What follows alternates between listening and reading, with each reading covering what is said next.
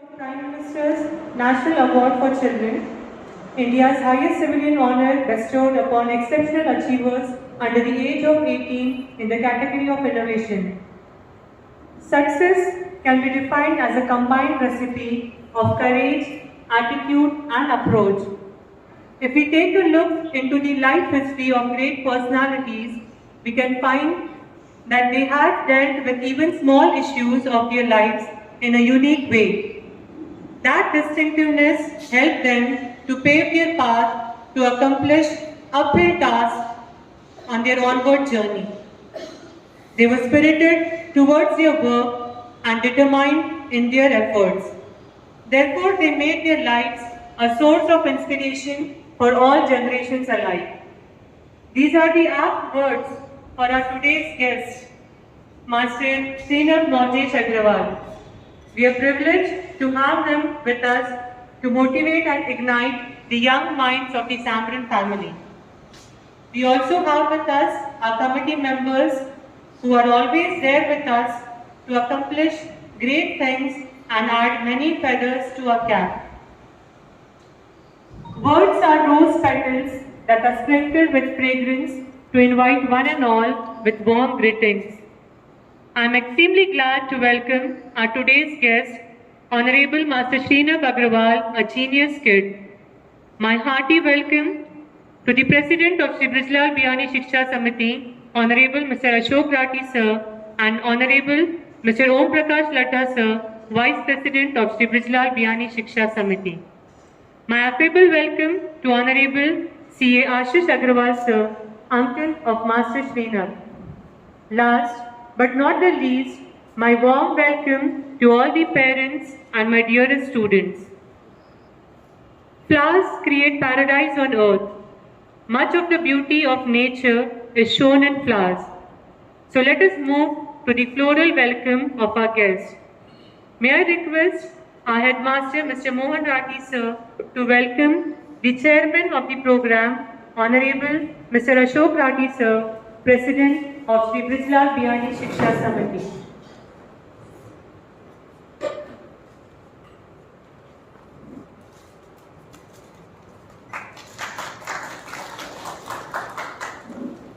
Thank you, sir. May I request now one of my colleagues, Mr. Shailesh Moekar Sir, to welcome Honorable Mr. Om Prakash Latta Sir, Vice President of Shri Brijlal Biyani Shiksha Samiti.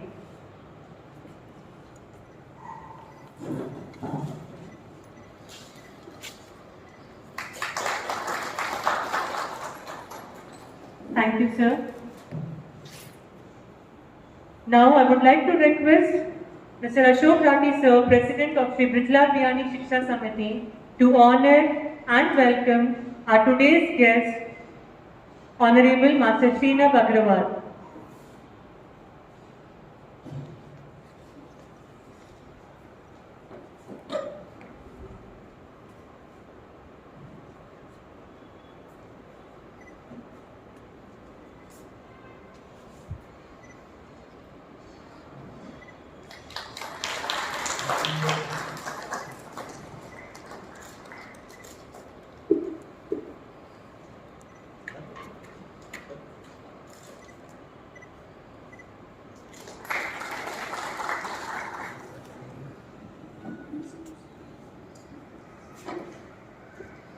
Thank you, sir. Now may I request Honorable Om Prakash Latta Sir, Vice President of Shri Brijlal Biyani Shiksha Samiti, to welcome Honorable C.A. Ashish Agrawal Sir.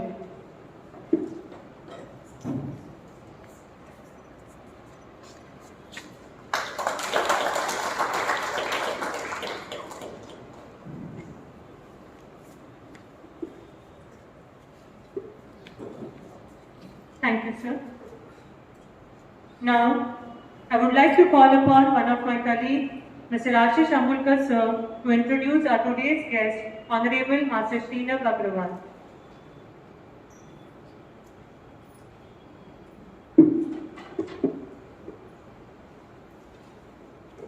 Thank you, madam.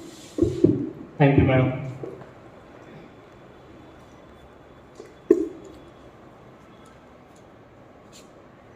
आज हमारे साथ उपस्थित सभी गणमान्य उपस्थित अतिथिगण, सभी पालक, आपका बहुत बहुत स्वागत। आज के कार्यक्रम के मुख्य आकर्षण श्री श्रीनव मोजेश अग्रवाल, इनका साक्षात्कार के लिए मुझे एक लिस्ट प्राप्त हुई। संभ्रम यह है कि क्या पढ़ूं और क्या नहीं। एक व्यक्ति जिसकी उम्र सिर्फ 18 साल है, उसका प्रोफाइल, उसका रिज्यूम 22 पेज का है। This is almost a booklet. ये इनका प्रोफाइल है एट द एज ऑफ 18। ये 65 MB का फाइल है। सो यू कैन इमेजिन इतनी सारी उपलब्धियां और इतनी सी कम उम्र में। So many things to share. बहुत सारी चीजें इसमें जो बतानी चाहिए, जो हमको सुननी है उनसे कुछ चीजों के ऊपर नजर डालते हैं। इनको क्या क्या उपलब्धियां इस उम्र में प्राप्त हुई है, छोटी सी झलक। प्रधानमंत्री राष्ट्रीय बाल पुरस्कार के विनर रहे हैं ये। Diana Award for work of improvement of life of other humanitarian works, उनका भी उनको एज अ विनर करके अवार्ड मिला है। इंटरनेशनल ऐसे competition for young people organise किया है Goi Peace Foundation and Japanese National Commission for UNESCO, उसका भी इन्हें फर्स्ट प्राइज प्राप्त हुआ है। एलाइट स्कॉलर चैंपियनशिप जो स्वीडन में हुई है, arrange by IVL and Swedish Institute, उसमें ये इंटरनेशनली टॉप 20 स्टूडेंट्स में रहे थे। ISEF International Science and Engineering Fair जो आइनहैम कैलिफोर्निया में हुआ था, he was the finalist there. IRIS Initiative for Research and Innovation and Science National Science Fair 2020 का, उसमें इन्हें ग्रैंड प्राइज से नवाजा गया। NASA scientist for a day ऐसे कॉन्टेस्ट में ये विनर रहे हैं।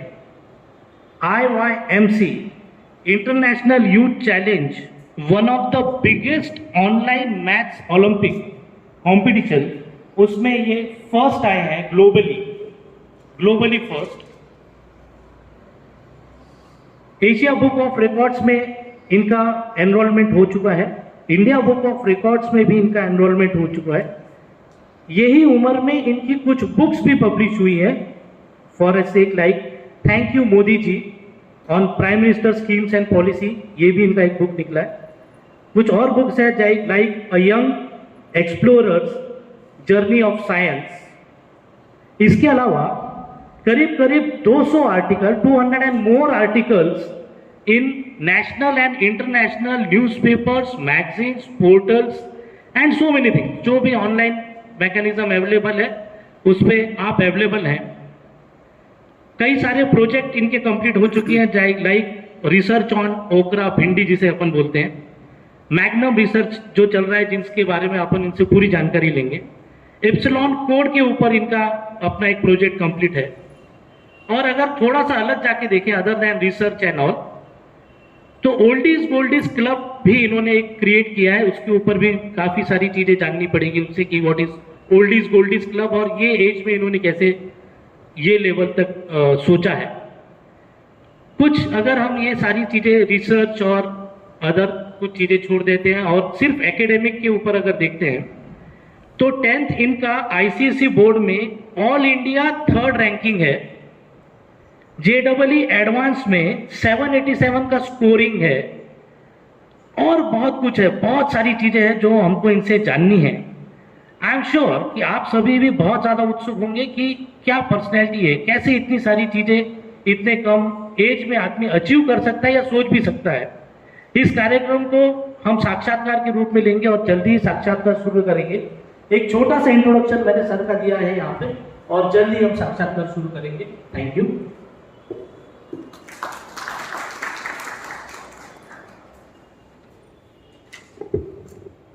Thank you, sir.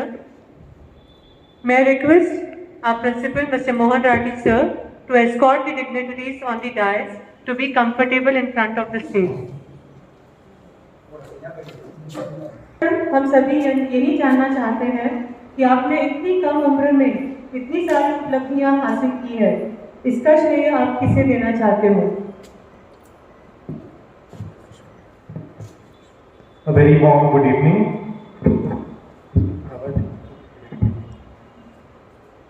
तो मैं डायरेक्ट क्वेश्चन पे ही आता हूँ।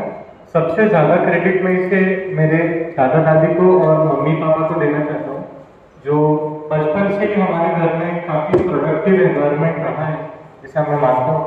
तो जितना भी एग्जाम्स में मेरी जो परफॉर्मेंस है या फिर एक्स्ट्रा करिकुलर एक्टिविटीज़, रिसर्च, सारी चीज़ों में, तो ये सारी चीज़ों का क्रेडिट कहीं ना कहीं मेरे घर और स्कूल में जो हमेशा एनवायरनमेंट रहा है, जो टीचर्स का सपोर्ट रहा है, और घर में जो कांस्टेंट एक मोटिवेशन रहता है कि आगे भी जो हमारे टारगेट्स हैं उसे हमें ब्रेवली फेस करना है, तो पेरेंट्स को और टीचर्स को ही देना चाहूँगा।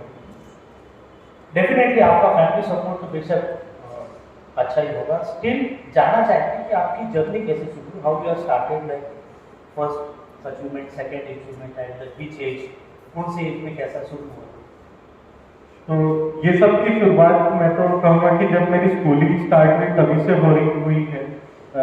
जब मेरी स्कूलिंग का फर्स्ट डे था तब मेरे पापा सेंट्रल गवर्नमेंट जॉब में हैं, तो उनकी पोस्टिंग तब उत्तर प्रदेश में थी, बरेली में। तो जिस दिन मेरा फर्स्ट डे था स्कूल का, उसके पिछले दिन मेरे दादाजी रिटायर हुए थे फ्रॉम पोस्ट ऑफिस। तो फर्स्ट डे से ही उनकी हैंड होल्डिंग की, उनका मैथ्स में हाथ काफ़ी अच्छा है, तो और सारी चीज़ों में तो हमेशा वो पहले से प्रिपेयर करके रखते थे कि आज ये वाले बुक्स पढ़ना है, या आज इसको ये स्टोरी सुनाना है, या इतना वर्क कंप्लीट करना है।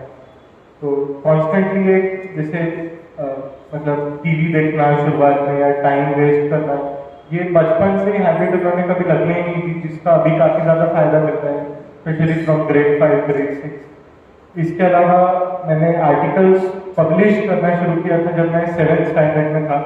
तब मेरा पहला आर्टिकल पब्लिश हुआ था, हितवाद करके जो न्यूज़पेपर होता है, उनका एक चिल्ड्रन सप्लीमेंट आता है पीपल स्टार करके, बच्चों को शायद पता होगा।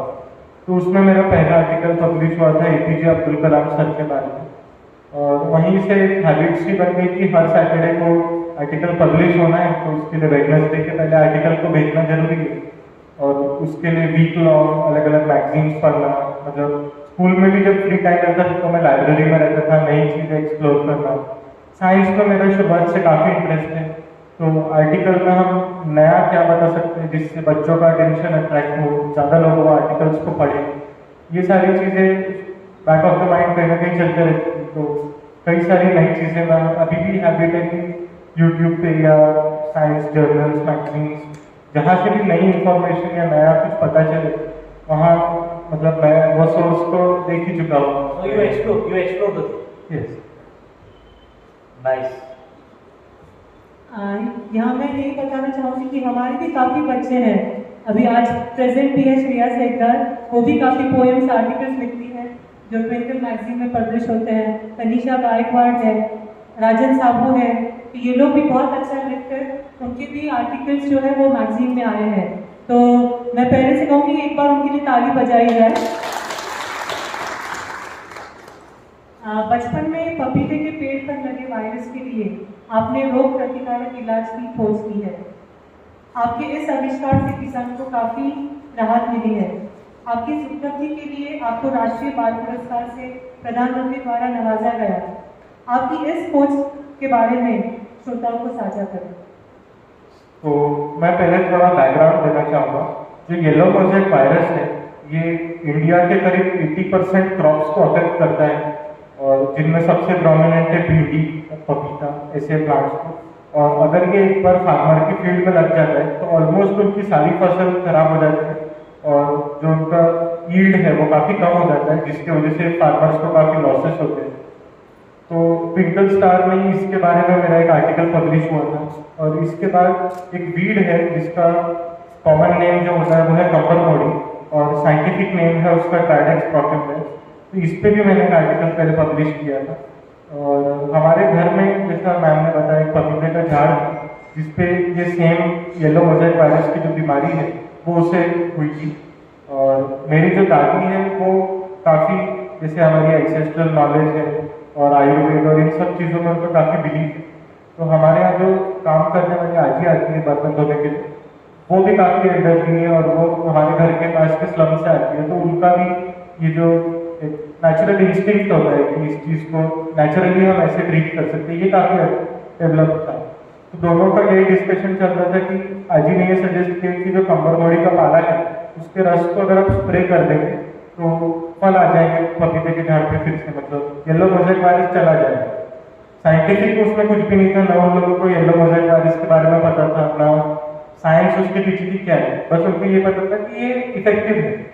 तो वहाँ से मुझे थोड़ी क्यूरियोसिटी जागी कि ये एग्जैक्टली इसमें क्या साइंटिफिक प्रोसेस हो रहा है और इसको हम और ऑप्टिमाइज कैसे कर सकते हैं। और ज़्यादा जो इंडिया में काफ़ी बड़ी प्रॉब्लम है येलो मोज़ेक वायरस, तो फार्मर्स के लिए हम इसे कैसे बेनिफिट में ला सकते हैं जिससे ज़्यादा क्रॉप डैमेज इंडिया में प्रिवेंट हो।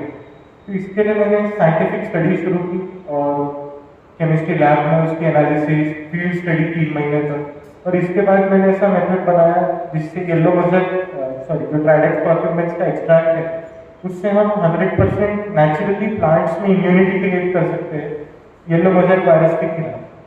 तो इससे यील्ड में करीब 200% तक की फार्मर को ग्रोथ होती है और येलो मोज़ेक वायरस को होता ही नहीं है। और उसके अलावा भी कई सारी बीमारियां शायद ऑटोमेटिकली प्रिवेंट हो जाती है जो हमारे इम्यूनाइजेशन प्रोसेस है। तो इसके लिए मुझे आयरिस में ग्रांड अवार्ड मिला, फिर international Science and Engineering fair में मैंने ये प्रोजेक्ट प्रेजेंट किया, टीम इंडिया की तरफ से इंडिया को रिप्रेजेंट करते थे। वहाँ भी मैं फाइनलिस्ट था, वहाँ भी मुझे ग्रैंड अवार्ड मिला जो कैलिफोर्निया में था। और 2021 का राष्ट्रीय प्रधानमंत्री राष्ट्रीय बाल पुरस्कार भी मुझे दिया गया इनोवेशन की कैटेगरी में सेम प्रोजेक्ट के लिए।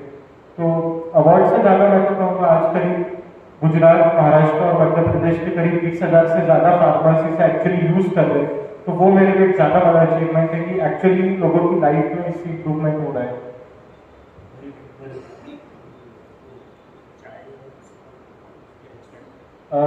जो ट्विंकल स्टार में मेरा जो आर्टिकल पब्लिश हुआ था, तो कई लोगों का क्वेश्चन होता है कि इसमें एग्जैक्टली साइंटिफिक चीज़ क्या है जिसकी वजह से येलो मोज़ेक वायरस के खिलाफ इम्यूनिटी मिल रही है। उसके बारे में मैं कुछ बताना चाहूँगा। जो हम चाय पीते हैं या जो हम कॉफ़ी पीते हैं, ये पीने के बाद हम ऐसा कहते हैं कि हमें काफ़ी रिफ्रेशिंग लग रहा है। तो अगर आपने ग्रुप की जो चाय थी उसकी टीवी पे ऐड में देखा होगा कि फ्लेवोनॉइड्स करके केमिकल होता है, मतलब एक फैमिली ऑफ केमिकल्स है जो हमारे ब्रेन में रिलैक्सिंग या सूदिंग सिग्नल्स ट्रिगर करता है। तो जो मैंने ट्विंकल स्टार में आर्टिकल पब्लिश किया था उसमें भी मैंने सेम चीज़ की बात की थी कि कितना ये अनयूजुअल है कि तुलसी और नीम से 500 से 1000 गुना ज़्यादा फ्लेवोनॉइड्स इस वीड में प्रेजेंट है। तो वो मेरा मेन थीम था उस आर्टिकल का। तो ये जो वीड है जिस पे मेरी पूरी रिसर्च है, जिसका एक्सट्रैक्ट मैंने डेवलप किया, इसके इस डिजीज के कॉन्टेक्स्ट में नहीं, लेकिन एक जनरल आयुर्वेद और इसके बारे में मेरी रीडिंग पहले से काफ़ी ज़्यादा थी, इसलिए मुझे पता था कि ये आदि जो सजेस्ट कर रही है एक्चुअली इफेक्टिव हो सकता है।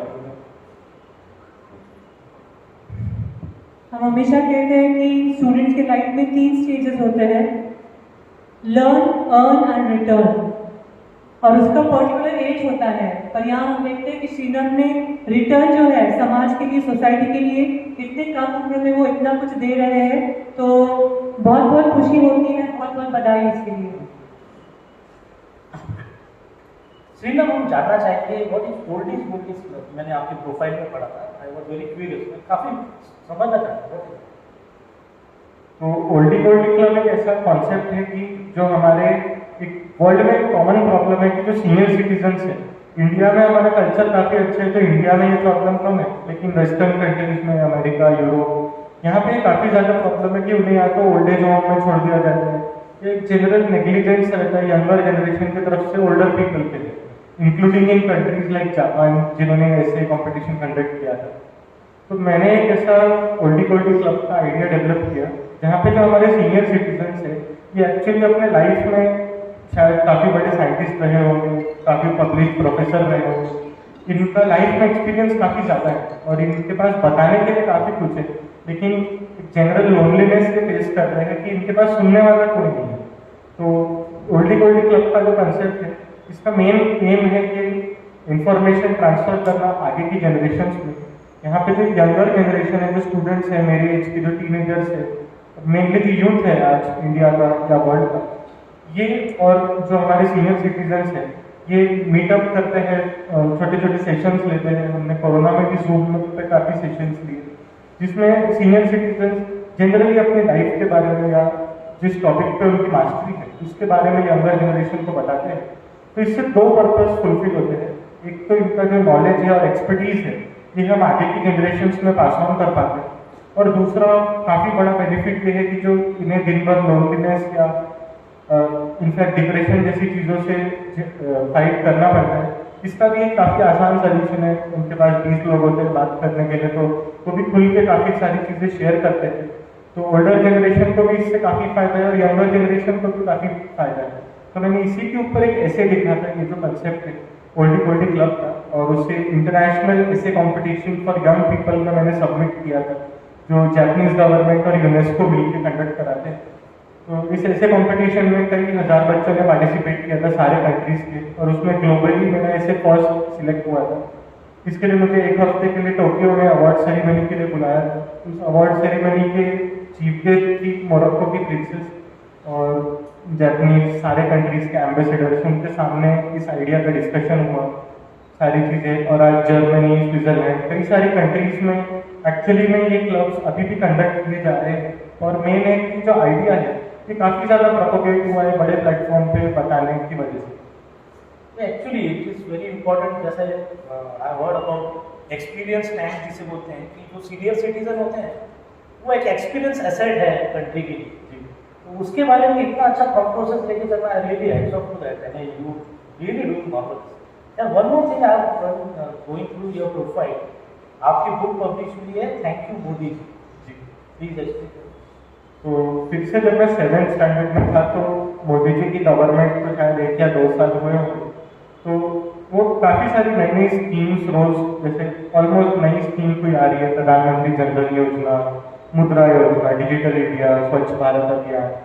तो मैंने जैसे कहा मैं न्यूज़पेपर पढ़ना, मैगजीन्स, तो मुझे काफ़ी ज़्यादा क्यूरियोसिटी रहती थी ये सब चीज़ों के बारे में। और फिर हमारे स्कूल में डिस्कशन होते थे रिसर्च में फ्रेंड्स के साथ कि तुमको इसके बारे में पता है क्या, या आपको इसके बारे में जानकारी है। तो जनरली बच्चे काफ़ी इग्नोरेंट रहते थे नेशन में जो भी डेवलपमेंट वर्क हो रहा है इसके बारे में। तो मैंने छोटी छोटी पंचतंत्र स्टाइल में स्टोरीज लिखी करीब 8 से 10 स्कीम्स के बारे में, ताकि मेरे एज ग्रुप के और छोटे जो बच्चे हैं उन्हें इसके बारे में पता चले। छोटा सा अटेम्प्ट था जब मैं, आज से करीब 6-7 साल पहले की बात है, तो ताकि इसके बारे में अवेयरनेस क्रिएट हो और उसे फ्री सर्कुलेशन के क्रॉसवर्ड जो इंडिया में बुक चेन है उन्होंने इसे पब्लिश और लॉन्च किया था। और आज भी अगर आप मेरी वेबसाइट पे जाएंगे shrinam.com, तो वहाँ पे इसका फ्री PDF डाउनलोड कर सकते हो और रीड कर सकते हो। See, somebody is writing about Prime Minister schemes at the age of 12. It's really something very marvelous. बहुत बड़ी बात है। हम देख रहे हैं कि 1.5 साल से करीबन स्कूल बंद है, ऑनलाइन पढ़ाई जो वो शुरू है, it is the need of the hour, we are cope up with it. पर फिर भी मैं पूछना चाहूँगी कि बायजूस, वेदांतु, टॉपर्स जैसे ऑनलाइन क्लासेस स्टूडेंट्स से करना चाहिए क्या, इस बारे में आपके क्या विचार है? तो मामा के साथ इस टॉपिक पे हमारा काफ़ी डिस्कशन चलता है। मामा और मामी जो पेरेंटिंग कोच है, प्रोफेशनल साइकोलॉजी की ट्रेनिंग है, इस पे हम मामा जी भी सुनना चाहेंगे। तो एक मामा जी आज कुछ खामोश है, काफी 2 बार मिले तो हमने बहुत कुछ सीखा है, हमने बहुत कुछ जाना है आपसे। He is the think tank, ये बहुत सारी चीजें इस पे बता पाएंगे। तो एक पॉइंट में इसके बारे में कहना चाहूँगा कि ये जो लर्निंग का प्रोसेस है हिस्टोरिकली जो रहा है कि टीचर आपको कुछ समझाता है, फिर जो स्टूडेंट्स हैं वो उससे समझने की कोशिश करते हैं, उनका जो डाउट्स है या जो भी मिसकंसेप्शन या परफेक्ट क्लैरिटी जो नहीं आई है कंसेप्ट में, फिर वो अपने क्वेश्चन टीचर को वापस पूछते हैं और वो टीचर उनको रिजॉल्व करता है। तो जब ये एक बार पूरी साइकिल कंप्लीट होती है तब हम कह सकते हैं कि ये जो कंसेप्ट है ये 80 to 90% वो बच्चे को समझ चुका है। ऑनलाइन में ये हो रहा है कि जो टीचर स्टूडेंट को बताता है, स्पेशली अगर आप बायजूस जैसे प्लेटफॉर्म पर देखेंगे, so they have recorded lectures, they are not even live lectures. तो टीचर ने स्टूडियो में बैठ के कुछ लेक्चर रिकॉर्ड किया, फिर आपका बच्चा उस लेक्चर को देखेगा, उसे जितना भी समझा नहीं समझा, एंड देन जो वापस डाउट्स का प्रोसेस है वो बहुत कॉम्प्लिकेटेड है। एक तो वो एग्जैक्ट टीचर से डाउट नहीं पूछ सकते, उनके दूसरे डाउट टीचर्स होते जो डाउट्स को रिजॉल्व करते हैं।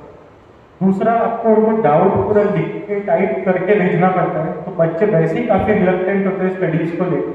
और डाउट पूछने का जो प्रोसेस है वो इतना मैं कहूँगा स्मूथ नहीं है। तो बच्चे जनरली ऑनलाइन में मैंने ऑब्जर्व किया कि रिलेक्टेंट रहते हैं डाउट पूछने या ओपन अप होने से। इन कंपैरिजन जो स्कूल्स ऑनलाइन क्लासेस लेते हैं उसमें टीचर लाइव होता है, 1-to-1 अटेंशन होता है, बच्चा अनम्यूट करके डाउट पूछ सकता है या जो भी हर स्कूल का अलग मैकेनिज्म होता है। तो ये काफ़ी ज़्यादा इफेक्टिव है बायजूस या जहाँ भी रिकॉर्डेड लेक्चर्स के थ्रू अगर आप पढ़ रहे हैं इसके लिए। और मामा को शायद पे पॉइंट्स ऐड करने हैं।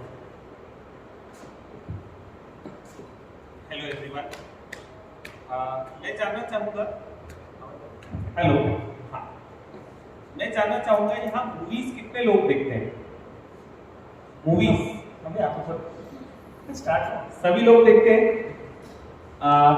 एक कोई भी पर्सन खड़े हो जाइए ना, कोई भी एनीबॉडी रैंडमली कोई भी खड़े हो सकता है। एक पर्सन कोई भी खड़े हो जाइए ना अपनी जगह पे। हाँ, एक मिनट माइक।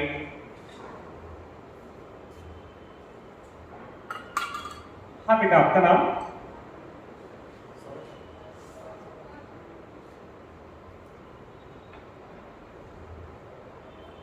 हेलो, माधुरी जोशी। माधुरी। माधुरी, लास्ट मूवी कौन सी देखी थी? सर आज तो अभी तो हमें एग्जाम स्टार्ट कर देखना। लास्ट जो भी लास्ट मूवी देखी हो। गोलमाल अगेन। गोलमाल अगेन अगर हम दोनों जाने वाले थे, ऐसा प्लान हुआ, लेकिन मेरा किसी कारण से जाना नहीं हुआ, आप अकेले चले गए।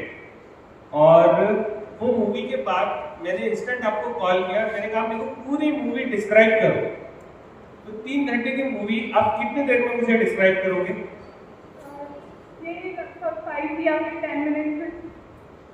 क्यों ऐसा? वो 3 घंटे हम मूवी में पूरे एनग्रॉस थे, हम एंटरटेनमेंट के लिए गए थे, पूरा मजा लिया हमने।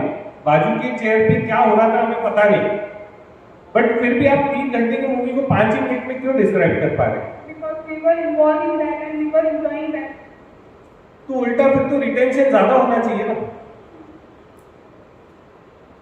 आप जितने लोग यहाँ बैठे हैं, मैं किस पॉइंट पे ले जाना चाहता हूँ, पहुंच रहे हैं आप? 3 घंटे कंटिन्यूअस हम मूवी के अंदर थे, तो भी हमें याद नहीं क्या हुआ। और हम ऑनलाइन प्लेटफॉर्म्स की बात कर रहे हैं जहां पर हम लोग कंटिन्यूअस, बच्चा पढ़ाई की बात कर रहा है जिसमें वो पहले इंटरेस्टेड नहीं। तो वो 3 घंटे के लेक्चर के बाद में कितना अंदर जा रहा होगा। अब इसने थ्योरेटिकल बात किया लर्निंग वाली, मैंने प्रैक्टिकल एग्जांपल देख के बात किया कि लर्निंग हैपेंस थ्रू इंटरैक्शन। वो बच्ची खड़ी हुई, मैंने उससे सवाल पूछा, उसने जवाब दिया, फिर मैंने कुछ बताया, उसके दिमाग में जिंदगी भर याद रहे। दिस इंटरैक्शन ये 60 साल की हो जाएगी तभी भी उसको ये इंसिडेंट याद रहेगा। This is learning. Learning process is 2-way. It cannot be 1-way. So all these platforms, they are just minting money. मुझे किसी मतलब मुझे ना बायजूस के कॉम्पिटिटर ने पैसा दिया यहाँ बोलने के लिए, ना किसी ने। This is our experience. I am an educator myself. तो देखिए क्या होता है कि अगर हम लोग जो इसने सवाल नेक्स्ट उसने पॉइंट रेज किया कि क्वेरीज रेज करना। अगर आज को बच्ची को मेरी बात पे कोई पॉइंट और डिस्कस करना है तो she can again raise and ask the question. But अगर मैं उसको कहूँ बेटा अब क्या हो रहा है, यहाँ टाइम का दिक्कत है, तो सर आप एक काम कीजिए, सबको चिट्स बांट दीजिए और सेशन के बाद में अपन क्वेरीज ओरल नहीं लेंगे, उनको आपको क्वेरीज जो है वो लिख के मेरे पास भेजनी। तो बताइए कितने लोग क्वेरीज लिख के मेरे पास यहाँ भेजेंगे? बताइए एनीवन? लिख के यहाँ भेजेंगे क्वेरीज वाले 3 लोग, और अगर सिर्फ ओरल क्वेरीज रहेंगे तो शायद बहुत सारे हाथ खड़े हों। ऐसा क्यों?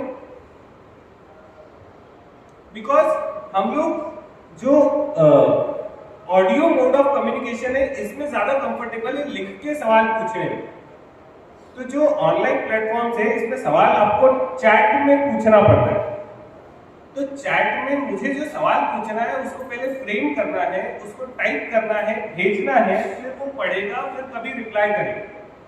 So it is very difficult. So all these platforms are just for the sake of minting money. That's what I think. उसका एक पॉजिटिव एस्पेक्ट ये है कि जो लोग ये सारी नॉलेज को पहुंच नहीं सकते, जो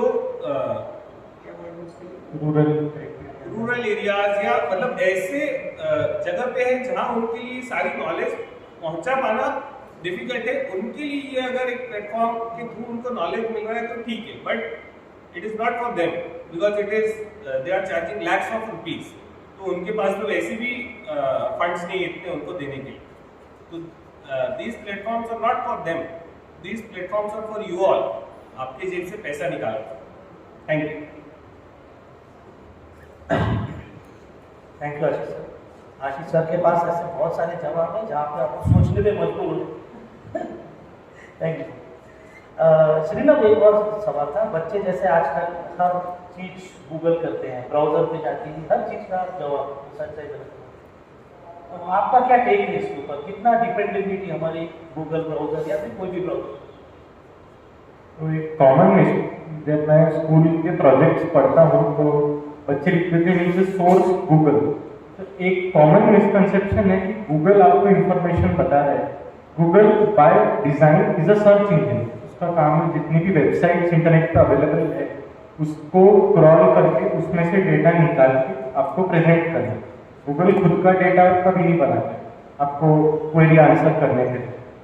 तो ये जो वेबसाइट्स है, इसमें मैं अपनी एक वेबसाइट बना के वो वर्ल्ड वेब में डाल दूँ तो गूगल अगर कीवर्ड्स मैच हो रहे होंगे तो मेरी वेबसाइट से उठा के आपको आंसर दे देगा।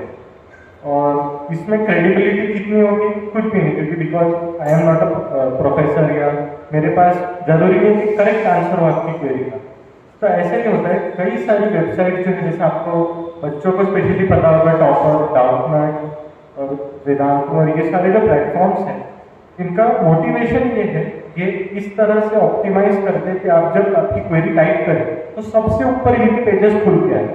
अभी जब आप उस पेज पे क्लिक करते हैं तो आपके चारों तरफ एड्स होगी और बीच में 2 लाइन का आंसर होगा, without any source, without any proof, बस आपको आपके क्वेश्चन का आंसर मिल जाएगा और उस प्रोसेस में उनकी मार्केटिंग पूरी होगी। अगर आपको एक्चुअली गूगल पे क्रेडिबल इंफॉर्मेशन ढूंढना है तो इसके लिए आपको थोड़ी मेहनत करनी पड़ेगी। जो साइट्स लाइक विकिपीडिया, कॉलेजेस की साइट्स, फॉरेन यूनिवर्सिटीज की साइट्स, जर्नल्स, रिसर्च पेपर्स, बड़े न्यूज़पेपर्स जो पब्लिश कर रहे हैं वो फैक्ट चेक होती है। ये सारी चीज़ों, ये सोर्सेज से अगर आप नॉलेज लेंगे तो there is a high chance, 90% से भी ज़्यादा चांस कि वो क्रेडिबल इंफॉर्मेशन है। नेक्स्ट क्वेश्चन आपका होगा कि हम आइडेंटिफाई कैसे करेंगे भाई ये साइट क्रेडिबल है और ये साइट नहीं है। तो इसका काफ़ी सिंपल सोल्यूशन है, आप उसका डोमेन देख के बता सकते हैं। For example doubtnut.com, com is a commercial domain, आप नेट पे सर्च कर सकते हैं, COM का फुल फॉर्म क्या है, commercial. On the other hand आपने देखा होगा विकिपीडिया, विकिपीडिया का डोमेन है wikipedia.org, org means organisation. Wikipedia एक ऑर्गेनाइजेशन है जिसका काम है आपको वेरीफाइड इंफॉर्मेशन पहुंचाना। अगर आपको यूनिवर्सिटी की वेबसाइट देखेंगे, फॉर एग्जांपल स्टैनफोर्ड, तो स्टैनफोर्ड का डोमेन होगा stanford.edu एजुकेशन। और ऐसे कई सारी चीजें हैं। अगर आप कोई गवर्नमेंट की वेबसाइट देखेंगे, जैसे अगर आप कोविड-19 की वैक्सीनेशन की वेबसाइट देखेंगे, सो इट इज covid.gov.in, उसमें गवर्नमेंट का टैग लगा हुआ है, विच मीन्स ये वेबसाइट पे जो भी इंफॉर्मेशन है वो गवर्नमेंट की तरफ से आ रही है, which is a credible source. तो इस तरीके से जो भी आपका पहला आंसर आता है, अगर आपको क्वेरी को थोड़ा दूसरे तरीके से फ्रेम करेंगे तो गूगल की दूसरी वेबसाइट से एकदम अपोजिट आंसर भी आपको दे देगा। आपको एक स्टेप जाके ये रिसर्च करना है जो सोर्स से ये आंसर गूगल दे रहा है, वो नीचे लिखा होता है, इज दैट सोर्स ट्रस्टेड और not trusted. Thank you Shriram. Thank you so much. क्योंकि टीचर्स को भी बहुत काम होता है तो हम लोग भी काफ़ी सर्च करते हैं, तो बहुत ही सही इन्फॉर्मेशन आपने दी है। हम लोग स्कूल में भी बहुत सारे कॉम्पिटिटिव एग्जाम्स जो है वो कंडक्ट करते हैं, तो इसलिए मैं जानना चाहूँगी कि शासन द्वारा आयोजित ओलंपियाड एग्जाम तथा VVM में छात्रों ने सहभाग लेना चाहिए क्या? ये पॉइंट काफी इम्पोर्टेंट है जो मैं देखता हूँ कि जहाँ भी मैं जाता हूँ वहाँ इसको जरूर डिलीवर करूँ।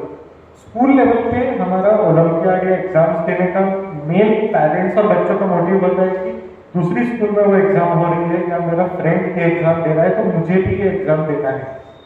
सबसे पहले तो ये जो मेंटालिटी, जैसे पिछले क्वेश्चन जो गूगल वाली बात है कि वो एग्जाम खुद बेनिफिशियल है या नहीं है, पहले आपको ये पता करना है। अब इसको हम कैसे पता करेंगे? सेम आंसर है मेरे यहाँ पे कि क्या कोई ट्रस्टेड ऑर्गेनाइजेशन वो एग्जाम को कंडक्ट कर रही है। फॉर एग्जाम्पल, आप में से शायद सभी ने SOF, NSO, IMO, IEO और GK ओलंपियाड और इन सब चीज़ों का नाम सुना होगा। आप में से कितने लोगों ने एक्चुअली ये जानने की कोशिश करी है कि एग्जाम कंडक्ट कौन करा रहा है? SOF is a private company based in Gurgaon, जिनका हेडक्वार्टर है। और सेम मामा ने जो बात की, मनी मेकिंग मशीन है। उनका काम है वो आपको 100-200 रुपये का ओलंपियाड का फॉर्म सेल करेंगे, आप उनकी एग्जाम लिखेंगे, फिर वो आपको 500-600 रुपये की वर्कबुक का उनकी जो किट है वो देंगे, और एक गोल्ड मेडल, क्लास टॉपर और जो भी वो आपको मिल जाएगा। बट इसके आगे आपकी डेवलपमेंट कुछ भी नहीं होगी। ये जो प्राइवेट एग्जाम्स है, सॉफ्टवर्ल्ड, सिल्वर जोन, कई सारे स्कूल्स में एग्जाम्स होती है। तो फिर कौन सी एग्जाम्स एक्चुअली में आपके डेवलपमेंट में जो कंट्रीब्यूट करेगी? ऐसी 2 एग्जाम्स मैं बताना चाहूँगा। दोनों exams government of India conduct करती है। पहली एग्जाम है VVM, विद्यार्थी विज्ञान मंथन। ये NCERT, department of science and technology, government of India, ये सारी ऑर्गेनाइजेशंस मिलकर कंडक्ट करती है। VVM का एम आपको टेस्ट करना नहीं है। इस एग्जाम का एम है आपको इंडिया के टॉप मोस्ट साइंटिस्ट से मिलवाना, आपका नेटवर्क बिल्ड करना और फ्यूचर में आपकी हेल्प हो, इसलिए आपको नई चीज़ों को एक्सपोज करना। VVM में मैंने पहली बार पार्ट लिया था जब मैं क्लास 7th में था, और उनके 3 राउंड्स होते हैं। पहला रिटर्न राउंड था, नागपुर में मेरा सेंटर था। वहाँ दिन भर के 2 पेपर थे, 3-3 घंटे के। अब शायद वो फॉर्मेट चेंज हो गया, तो मैंने 2 पेपर्स दिए। तो मैं स्टेट के टॉप 20 स्टूडेंट्स में था। फिर मुझे और मम्मी पापा को बॉम्बे इनवाइट किया गया, Homi Bhabha centre for science education. वहाँ 3 दिन की स्टेट कैंप हुई। वहाँ पे बड़े बड़े साइंटिस्ट के टॉक्स, कई सारी चीज़ें हमें वहाँ सीखने मिली। हैंड्स ऑन हमारे एक्सपेरिमेंट्स किए वहाँ, और वहाँ भी हमारी टेस्टिंग हुई। फिर स्टेट के जो टॉप 20 स्टूडेंट्स थे, इसमें से टॉप 2 स्टूडेंट्स को नेशनल राउंड के लिए सिलेक्ट किया गया। वो 2 स्टूडेंट्स में भी मैं था, और नेशनल राउंड कंडक्ट किया गया IIT दिल्ली में, और फिर से मम्मी पापा सबको वहाँ इन्वाइट किया गया। वो 1 हफ्ता चला। पहली बार मैं इंडिया के टॉप इंस्टीट्यूशन में जाके 1 हफ्ता कैंपस के अंदर रह के मैंने सारी चीज़ें एक्सपीरियंस की, जो शायद ही SOF की या सिल्वर जोन की एग्जाम्स इतना ज़्यादा एक्सपोजर आपको दे पाएंगे। वहाँ IIT दिल्ली के डायरेक्टर से लेके ब्रह्मोस के चेयरमैन तक सबके लेक्चर्स, सेमिनार्स, उनसे हमने 1-to-1 बात की। वहाँ भी टेस्टिंग हुई, हर चीज़ हुई, एग्जामिनेशन, और वहाँ नेशनल विनर्स डिक्लेयर किए गए। तो मैं नेशनल रैंक 1 था मेरा उस एग्जाम में, और उसके लिए फिर पोस्ट जब सारे रिजल्ट्स लग गए, उसके बाद भी उन्होंने काफ़ी बार हमें दिल्ली में बुलाया। तब जो HRD मिनिस्टर थे प्रकाश जी जावड़ेकर, तब जो साइंस एंड टेक्नोलॉजी मिनिस्टर थे हर्षवर्धन सर, इन सबके साथ हमने रियल लाइफ में बात करी, जो आज इंडिया के ब्यूरोक्रेसी और सारे डेवलपमेंट को लीड करते हैं। तो इतना सारा जो एक्सपोजर मिला, आज भी मुझे शायद नहीं लगता कि अगर मैं हर्षवर्धन जी से कहूँगा कि मैंने आपसे तब बात की थी और मुझे आज आपसे मिलना है, तो शायद वो मना नहीं ही करेंगे, क्योंकि उन्हें पता है कि ये जो VVM एग्जाम जो बच्चों को सिलेक्ट करके दे रही है, they are the future scientist of the country. दूसरी एग्जाम्स के बारे में जो बताना चाहूँगा वो है ओलंपियाड के एग्जाम्स, और ये सॉफ्ट वर्ल्ड के ओलंपियाड्स बिल्कुल भी नहीं है। These are the Olympiads conducted by Government of India for selecting Team India, जो इंडिया को ग्लोबल लेवल पे रिप्रेजेंट करेंगे। जैसे हमारे स्पोर्ट्स के ओलंपिक्स होते हैं, जिनमें हमारा सबका इतना इंटरेस्ट होता है, किसको गोल्ड मेडल मिला, किसको सिल्वर मेडल मिला, सब हमको पता होता है। सिमिलरली साइंस के भी ओलंपियाड्स होते हैं, जिसमें हर कंट्री का कॉन्टिजेंट जाके दूसरी कंट्री में फिजिकली एग्जाम्स लिखता है, कॉम्पीट करता है, और वहाँ भी गोल्ड मेडल, सिल्वर मेडल्स दिए जाते हैं। जिन बच्चों को इंटरनेशनल लेवल पे ओलंपियाड के गोल्ड मेडल्स मिलते हैं, हर यूनिवर्सिटी में उनके लिए सीट्स बुकड होती है। वर्ल्ड के top institutions MIT, Stanford, Harvard, Oxford, हर जगह अगर आपके पास इंटरनेशनल ओलंपियाड का गोल्ड, सिल्वर या ब्रॉन्ज मेडल है, so you are guaranteed admission to any programme that you choose. ये ओलंपियाड्स में हम कैसे पार्टिसिपेट कर सकते हैं? हम डायरेक्ट टीम इंडिया में तो नहीं जा सकते, तो इसकी जो नेशनल लेवल की स्टेजेस होती है, इन्हें कहा जाता है इंडियन ओलंपियाड क्वालिफायर्स, IOQ। इनके बारे में आप इंटरनेट पर पढ़ सकते हैं। ये एग्जाम्स कंडक्ट कराता है IAPT, Indian association for physics teachers. अगर आप बस नेशनल ओलंपियाड सर्च करेंगे तो आपको गवर्नमेंट ऑफ इंडिया की वेबसाइट पे .gov वाले डोमेन में ये सारी चीज़ें की इंफॉर्मेशन मिल जाएगी। इन एग्जाम्स में आप 8th standard, 10th standard, 11th, 12th जो हाई स्कूल का ग्रुप है वो ज़्यादा फोकस्ड है। लेकिन अगर आपको इंडिया के लिए कल चल के गोल्ड मेडल लाना है तो इसकी तैयारी काफ़ी अर्ली स्टेज से ही आपको शुरू करनी पड़ेगी। इवन 5th, 6th स्टैंडर्ड से मैंने मेरे फ्रेंड्स जो इन सारे टीम्स में इंडिया को रिप्रेजेंट कर रहे हैं उन्हें करते हुए देखा है। तो इसके बारे में मैं ज़रूर स्पेशली टीचर्स से मेरी पर्सनल रिक्वेस्ट है कि आप इनके बारे में रिसर्च करिए और बच्चों को इनके बारे में बताइए, तो काफ़ी बेनिफिशियल होगा। वेरी इंफॉर्मेटिव, वेरी इंफॉर्मेटिव, बहुत सारी चीज़ें पता चली।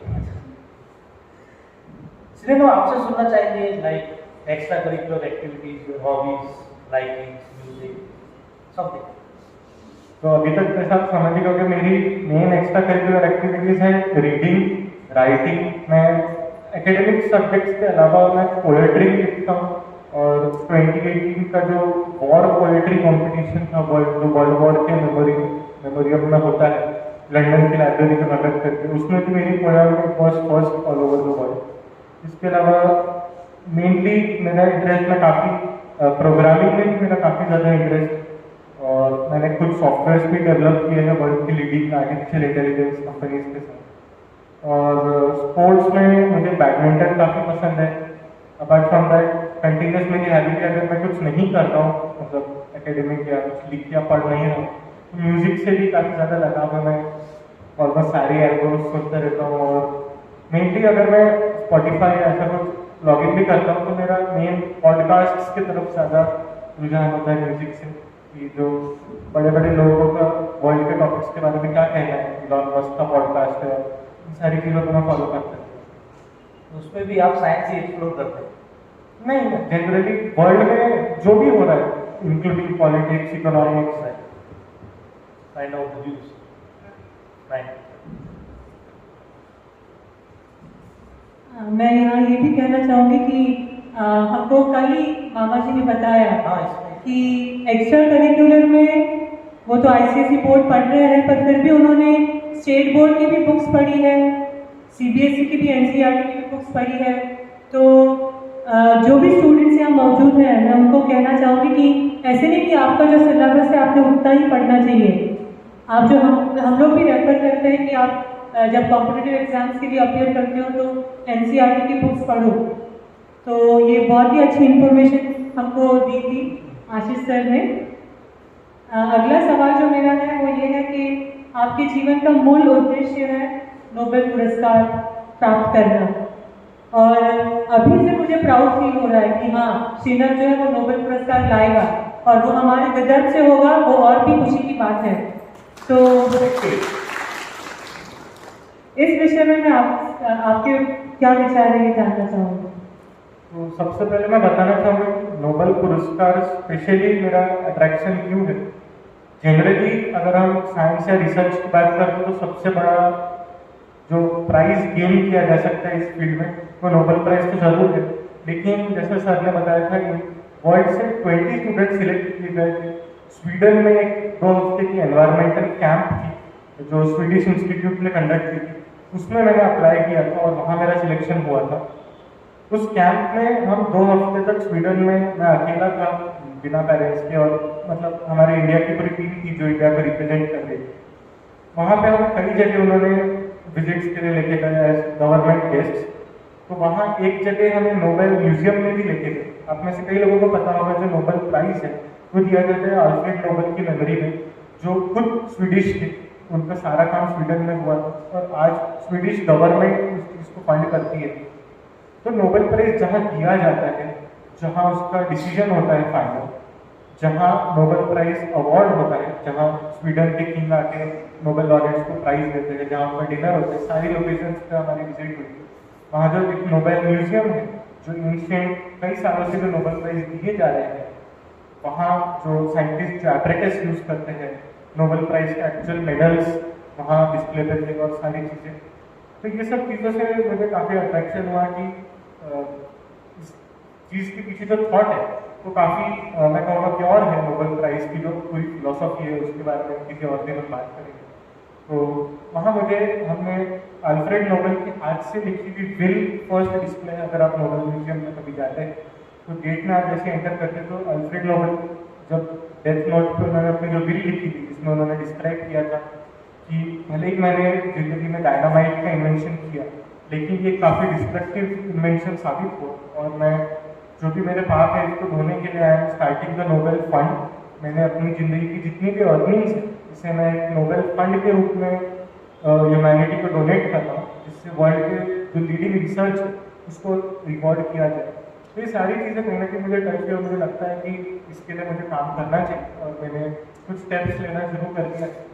आप में से सभी लोगों को जेईई और नीट के बारे में पता होगा, जो एक स्टैंडर्ड 11-12 होने के बाद साइंस स्ट्रीम के बच्चों का फैड होता है कि हमें ये चीज़ें करनी है। एक और एग्जाम जो कोचिंग इंस्टीट्यूट्स में अगर आप एसोसिएटेड है तो वो बच्चों से दिलवाते हैं, इट इज़ कॉल्ड KVPY, किशोर वैज्ञानिक प्रोत्साहन योजना। ये एग्ज़ाम IIT या एम्स के एडमिशन के लिए नहीं है, ये एग्ज़ाम इंडिया के टॉप रिसर्च इंस्टीट्यूशंस के लिए है। ISC बैंगलोर का आपने नाम सुना होगा और इंडिया में जो आइसर्स, नाइसर जो रिसर्च बेस्ड इंस्टीट्यूशंस हैं जो आपको इंजीनियरिंग या मेडिकल की डिग्री नहीं देते हैं but BS bachelor of science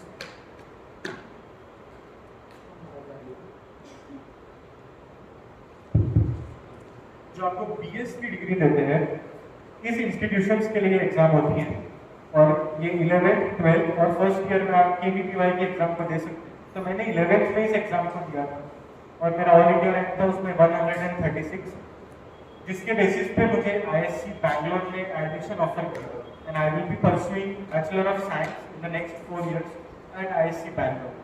और उसके बाद मेरा प्लान है PhD करने का, कोई साइंस की स्पेशलाइजेशन में जो भी मैंने फाइनलाइज नहीं किया और शायद मैं जो कंटिन्यूसली रिसर्च करता रहूँगा शायद भी मुझे नोबेल प्राइज की तरफ लेके जाए। जरूर लेकर जाएगा। यहाँ पर मैं 4 बातें आपके लिए बोलना चाहूँगी। न पूछो कि मेरी मंजिल कहाँ है, न पूछो कि मेरी मंजिल कहाँ है, अभी तो सफर का इरादा किया है। न हारूंगा हौसला उम्र भर, न हारूंगा हौसला उम्र भर, ये मैंने किसी से नहीं खुद से वादा किया है, ये मैंने किसी से नहीं खुद से वादा किया है। बहुत आसान शब्दों में श्रीदम में जो बातें गई सुनने के लिए एक्चुअली बहुत फ्री फ्लो में वो कह गए।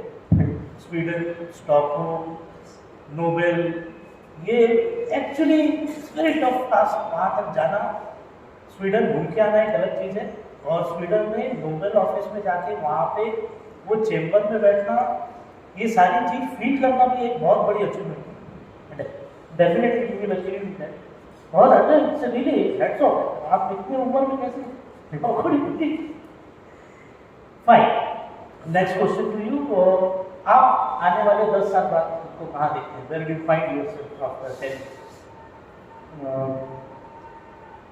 मेरा जैसे मैंने अभी बताया कि after pursuing bachelor of science मैं मास्टर ऑफ साइंस करूँगा, शायद से यूनाइटेड स्टेट्स की कोई MIT या स्टैनफोर्ड जैसी यूनिवर्सिटी से फिर PhD परस्यू करूँगा और उसके बाद में मेरा प्लान है कॉन्स्टेंटली रिसर्च करना, जो वर्ल्ड की बड़ी लैबोरेटरीज है जैसे बेल लैब्स और जो भी कंपनीज में काफ़ी एडवांस रिसर्च हो रही है लाइक OpenAI या गूगल, एप्पल, इनके साथ रिसर्च करना एक मेरा लॉन्ग टर्म का प्लान है।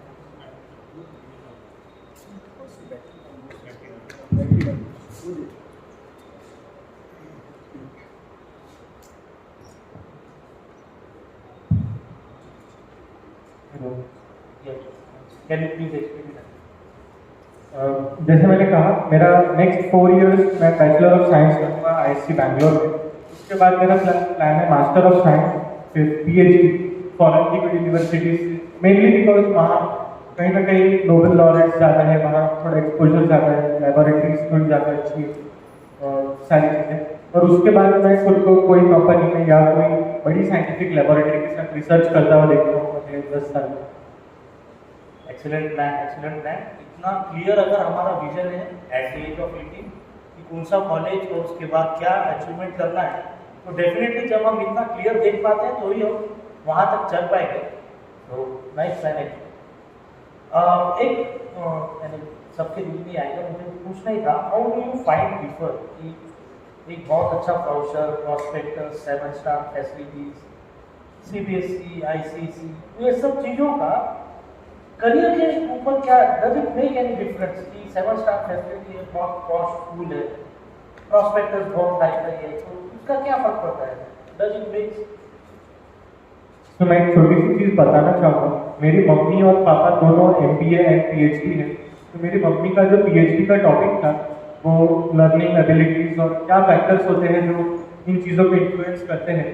तो मम्मी ने 17 चीज़ों की स्टडी की और उसमें जो लास्ट 2 चीज़ें आई, लास्ट था स्कूल का इंफ्रास्ट्रक्चर और दूसरा था जो फैसिलिटीज या स्कूल की नेट फंडिंग कितनी है। इसको आप रिपीट करो, लास्ट क्या था? स्कूल का इंफ्रास्ट्रक्चर, लास्ट वाज स्कूल का इंफ्रास्ट्रक्चर, ठीक है। हाँ, एंड सेकंड वाज स्कूल में फंडिंग कितनी है, जो नेट मॉनिटरिंग स्कूल का, जो हम पहले देखते हैं कि ये बड़ी स्कूल है या छोटी स्कूल है। और आप जानना चाहेंगे कि फर्स्ट वो 3 फैक्टर्स क्या थे।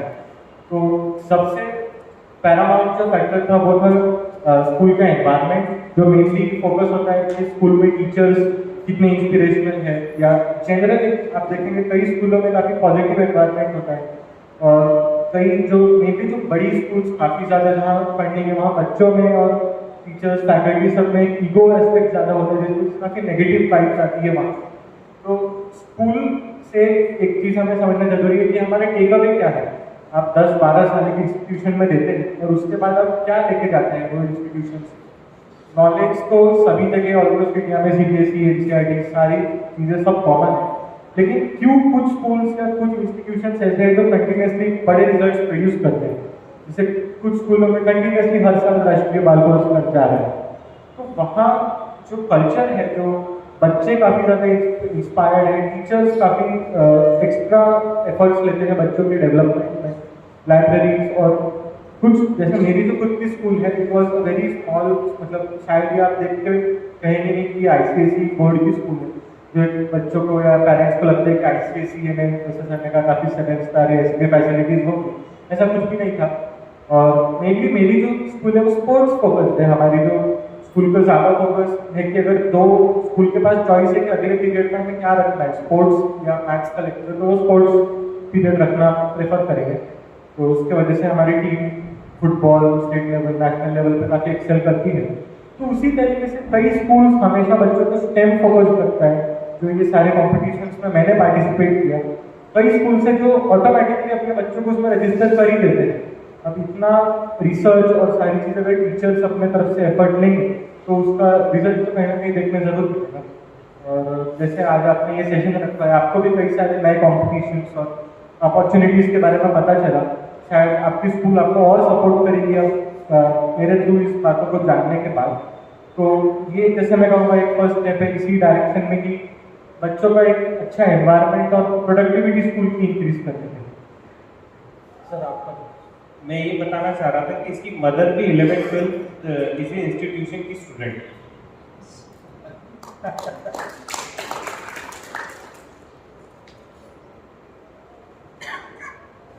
तो यहाँ पर तो हमारी तारीफ भी हुई है ब्रजलाल बियानी शिक्षा समिति।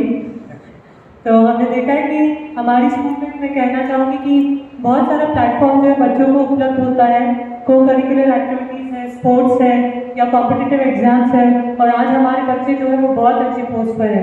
इवन आर्मी में भी हमारे बच्चे हैं, सारंग बाबरकर करके हैं, वो कैप्टन है। फिर बाद में अथर्व शर्मा, अजिंक्य रवाले, शशांक जाजू जो है वो मुंबई गवर्नमेंट से मेडिकल किया है, मेडिसिन किया है उन्होंने। तो बहुत बड़ा अचीवमेंट है वो हमारे स्कूल के लिए।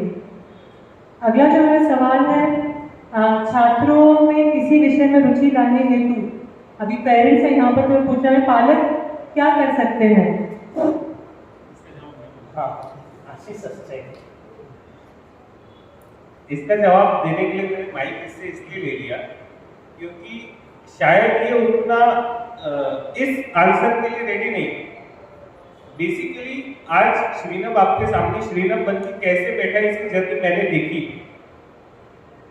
ये इसने जो अपना बरेली वाला इंसिडेंस बताया कि जब फर्स्ट डे ऑफ स्कूल था तो इसके दादाजी रिटायर हुए थे, वहां से इसकी जर्नी स्टार्ट हुई। उसमें एक इंसिडेंट बताना भूल गया कि बरेली में लोड शेडिंग होती थी। छोटे से बच्चे को आप जो बताओ वो उसको मार लेता है।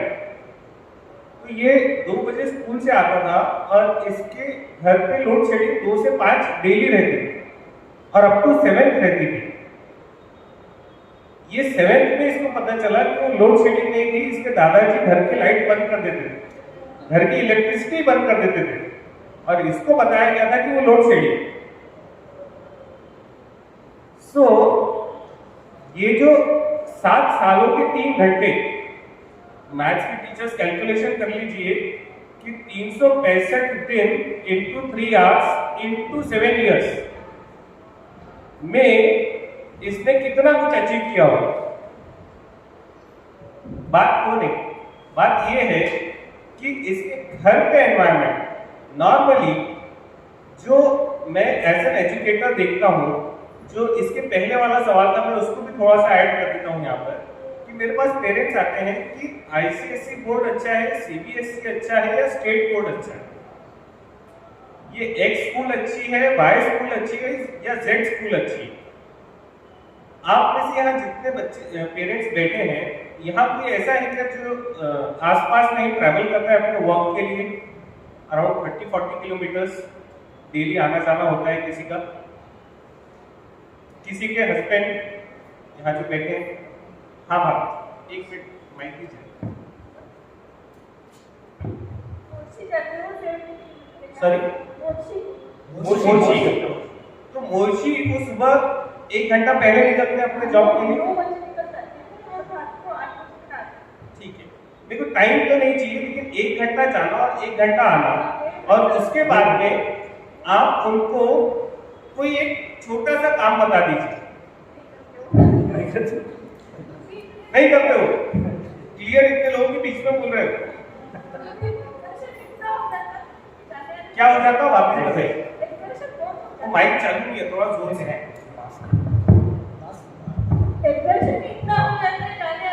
बस मेरे को वो वर्ड चाहिए था, एक्सर्शन। इनके हस्बैंड अराउंड 35 के हैं, बराबर 40। अरे मेरे 40। तो इनके हस्बैंड 40 इयर्स के हैं। आपका बच्चा 5 साल का 6 साल का है, मासूम बच्चा है, उसको 1 घंटा दूर आप बस से भेजते हैं, 1 घंटा दूर वापस बुलाते हैं, किस चाह में? स्कूल बहुत अच्छी है, बोर्ड बहुत अच्छा है, और आपके पति थक जाते और बच्चे की कोई वैल्यू नहीं। आपकी बात नहीं कर रहा हूं मैं। जो ये सवाल लेके जो पेरेंट्स आए हैं, ये मेरा उनसे सवाल है कि भाई वो बच्चे के 2 घंटे और बॉडी का एक्सर्शन, ये वर्क है क्या जो आप इतना चॉइस ले रहे हैं?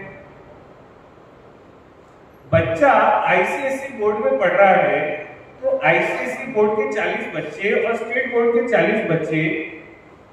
मेरा एक फ्रेंड है, वो बेलपुरा से पढ़ा है सर, सीए है वो, पुणे में।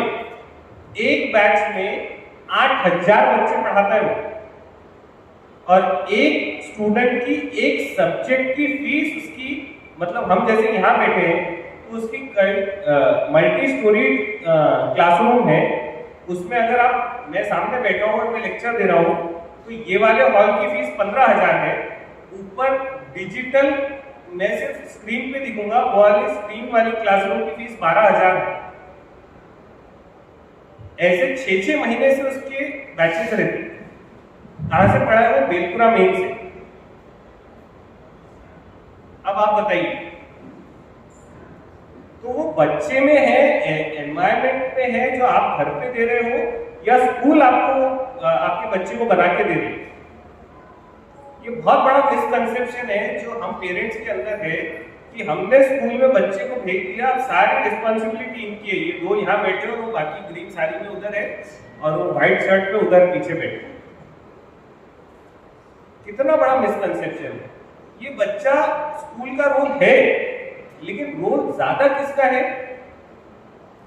आपसे सामने बैठे। इसको हर बच्चा जब छोटा होता है तो उसके मन में बहुत सारे सवाल होते हैं। आपके घर में जो भी छोटा बच्चा होगा बहुत सवाल पूछता होगा। सर आपके घर में जस्ट आने वाले हैं कुछ सालों में, तो सवालों के लिए रेडी हो जाइए। वो सवालों के अगर आपने जवाब दिए तो वो बच्चा आज से 15 साल बाद यहाँ बैठे और आपने उसको बोल दिया तेरे काम की बात की है, बाद में देखेंगे, तो फिर हम उसको ढूंढेंगे भी नहीं, कहीं नहीं मिलेगा। It is all about curiosity, inquisitiveness.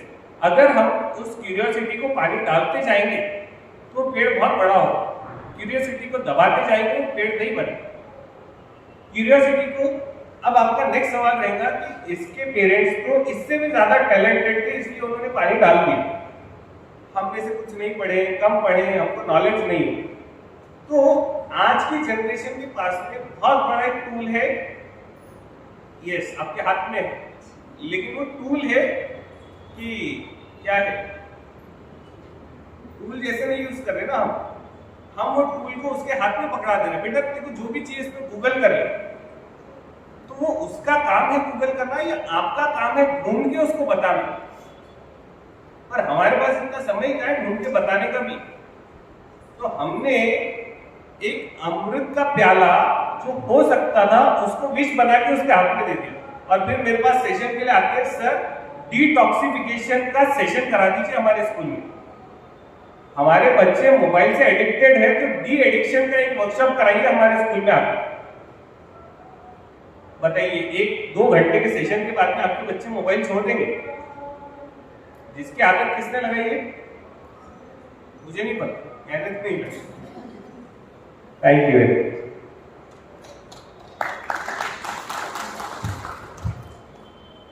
बहुत सही जानकारी दी सर आपने।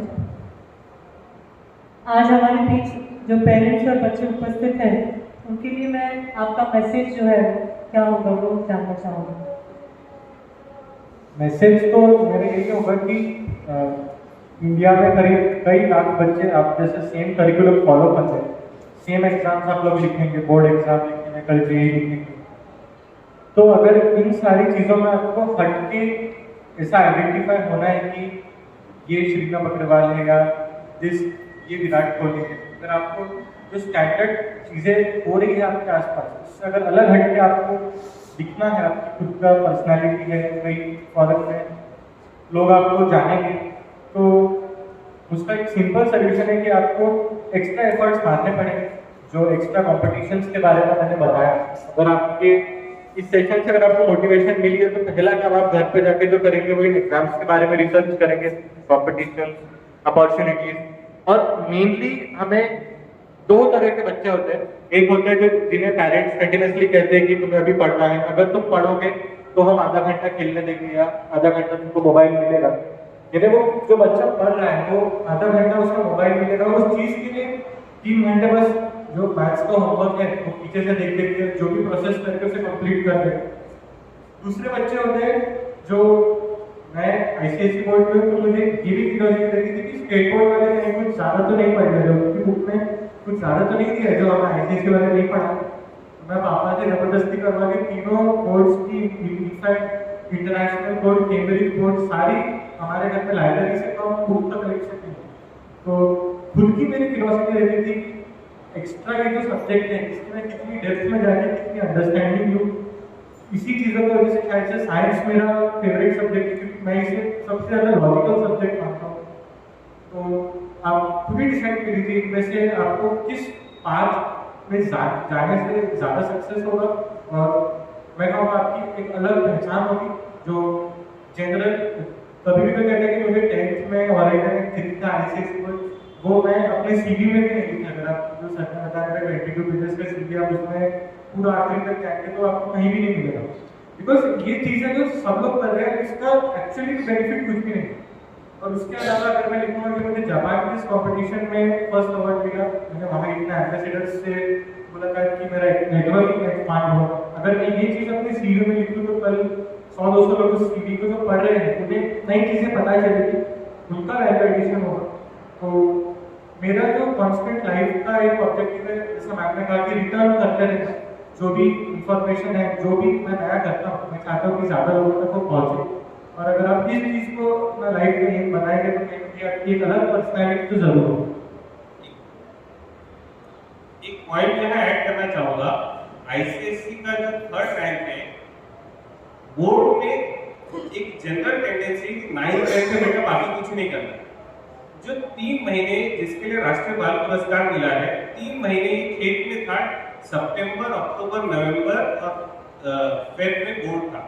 बोर्ड वाले साल में 3 महीने ये खेत में था। बोर्ड वाले साल में ये जापान जाके आया था। तो ये जो एक हमारे मिसकंसेप्शन है कि बोर्ड बोर्ड बोर्ड, ये भगवान क्या होगा, तो ये उसके बाद भी बोर्ड वॉज नथिंग, तो देना है देना। मेन क्या था, कुछ तो नया मिला है, उसकी रिसर्च, उसका आंसर फाइंड आउट करना वाज द मेन ऑब्जेक्ट। इसका 11th-12th पीसीएम था, साइंस जो 11th-12th में हम फिजिक्स, केमिस्ट्री, मैथ्स लेते हैं, बायो नहीं था। बायो भी इससे आप 11th-12th का या जो भी बायो का आप कुछ भी पूछ लीजिए, इसमें पूरा बायो भी पढ़ बोले वो छूट जाएगा ना कुछ तो भी।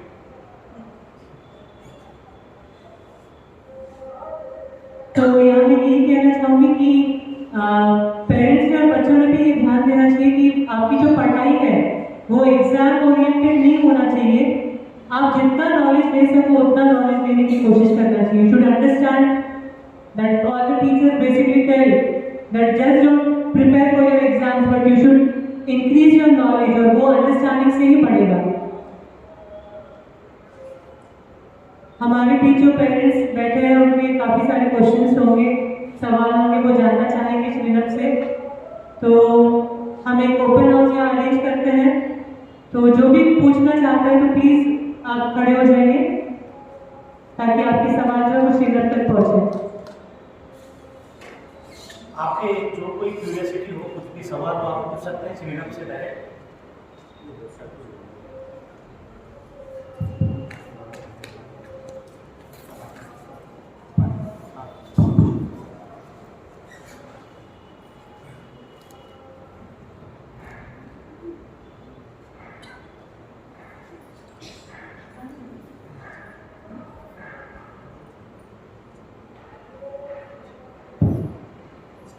यस प्लीज, अपनी जगह से पूछ लीजिए, माइक आप तक आ जाएगा। प्लीज पूछ लीजिए, ऐसी अपॉर्चुनिटी की कमी आती है।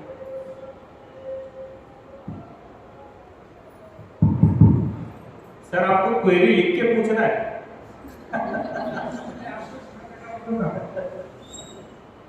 हाँ सर, जैसे आपने बताया कि बच्चों को गूगल से निकाल के देना चाहिए या उसको दिखाना चाहिए, आपके हिसाब से क्या करना चाहिए? जैसे मोबाइल की बात, थोड़ा सा मास्क हाँ जैसे मोबाइल की बात होती तो बच्चों को मोबाइल से जैसे जो भी आइटम निकाल के देना है गूगल से, तो अपने को निकाल के देना चाहिए या बच्चों को निकाल के देना चाहिए?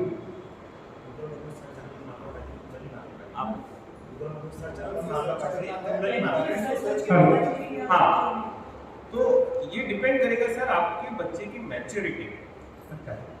आपका बच्चा अगर वो इंफॉर्मेशन खुद ढूंढ सकता है और वो इंफॉर्मेशन ढूंढने के बाद वो मोबाइल बाजू में रख देगा, इतना कॉन्फिडेंस है आपको, तो आप हाथ में मोबाइल दे दीजिए। और अगर आपको लगता है कि वो गूगल पे 1 मिनट काम करेगा और उसके बाद में 1 घंटा क्या करेगा आपको भी नहीं पता। वो बेटा झगड़ा चालू है, वही झगड़ा चालू है, मोबाइल वालों का ये सर इसका सॉल्यूशन ना, मतलब मैं डी एडिक्शन के प्रोग्राम्स भी लेता हूँ मोबाइल। आपका बच्चा जो है, आप सभी का बच्चा, आपने कभी बैठ के चर्चा ही नहीं।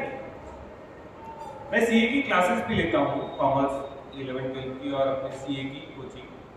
तो मैंने मेरी क्लास में बच्चों से बैठ के एक दिन डिस्कशन किया कि इसके बेनिफिट्स क्या है, चलो एक बोर्ड पे लिखते हैं अपन, इसके ड्रॉबैक्स क्या है, आपका स्क्रीन टाइम कितना है, सब तो सारे डिस्कशन के बाद में आउटकम तो आपको पता ही है क्या निकला होगा। तो कितने बच्चे ऐसे हैं जो मुझे आपका मोबाइल के बिना कितने दिन रह सकते हैं, मोबाइल उपवास एक मैंने कंसेप्ट तैयार किया, ये मेरा इन्वेंशन। मोबाइल के पास तो रह सकते हैं, लेकिन मोबाइल वगैरह कम है। सॉरी, मोबाइल के पास तो रह सकते हैं, मोबाइल के साथ रह सकते हो। नहीं, मोबाइल के साथ नहीं मैं वही बोल रहा हूँ ना, मोबाइलाचा उपवास करके देखेंगे अपन कि आप मेरे को मोबाइल दे दो और आप कितने दिन बाद तक के मेरे से खुद होके नहीं मांगेंगे, मेरी डिक्की में पड़ा है, आप जब मांगेंगे मैं दे दूंगा। वो तो सही निकालते हैं मोबाइल से। सॉरी, वो तो मैंने मोबाइल निकाल के देते हैं। नहीं तो आपको पहले डिस्कशन करना पड़ेगा ना बैठ के, आप वो नहीं कर रहे, आप सब क्या बोल रहे हैं, मोबाइल यूज नहीं कर रहे।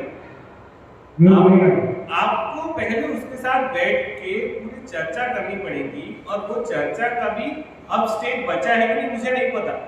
मैं आपके साथ एग्जांपल शेयर करता हूँ। I am a practising CA, I am educationist, मैं सीए की कोचिंग लेता हूँ, plus I am a counsellor, career counselling भी करता हूँ और साइकोलॉजिकल एस्पेक्ट से भी। एक हफ्ता पहले एक मेरे पास कंटिन्यूअस पेरेंट्स आते हैं कि आपके सभी के घर पे ऐसा हुआ होगा कि आपने आपके बच्चे को मोबाइल के लिए मना किया और उसने कुछ ना कुछ एग्रेसिव बिहेव किया, आपके साथ झगड़ा कर लिया, कुछ ना कुछ गुस्सा तो दिखाया होगा, ठीक है। आपके घर में से किसी बच्चे ने हो सकता है कि थोड़ा सा गलत भी बोल दिया हो आपको या आपके हस्बैंड। आपके घर में से किसी बच्चे ने हाथ उठाया है क्या? स्टेज ज्यादा दूर नहीं, वो स्टेज ज्यादा दूर नहीं है, आपको बता दे रहा हूं, आगाह कर रहा हूं। एक हफ्ता पहले एक बच्चे ने फोक से वो खा रहा था सेब या फ्रूट जो भी है, उसके मम्मी ने मना किया और फोक उसके हाथ में घुसेड़ दिया उसने। ये समय बहुत ज्यादा दूर नहीं है, ये समय बहुत ज्यादा दूर नहीं है, आप लिख लीजिए। बिकॉज आप उनके हाथ से एंटरटेनमेंट का एक साधन छीन रहे हैं। कल मतलब ये बात, मैं तो ऐसा साइकोलॉजिस्ट बहुत दिनों से इस पे वर्क कर रहा हूँ, इसका एक सेशन हुआ अभी मणिवाई में, तो एक सवाल पूछा गया, एक पेरेंट ने पूछा कि सर ये जितने भी सोशल मीडिया है इस पे बच्चे हैं या हम हैं, तो सोशल मीडिया पे रहना चाहिए या नहीं रहना चाहिए, मतलब social media WhatsApp, Instagram, Facebook वगैरह पे हमने रहना चाहिए कि नहीं रहना चाहिए?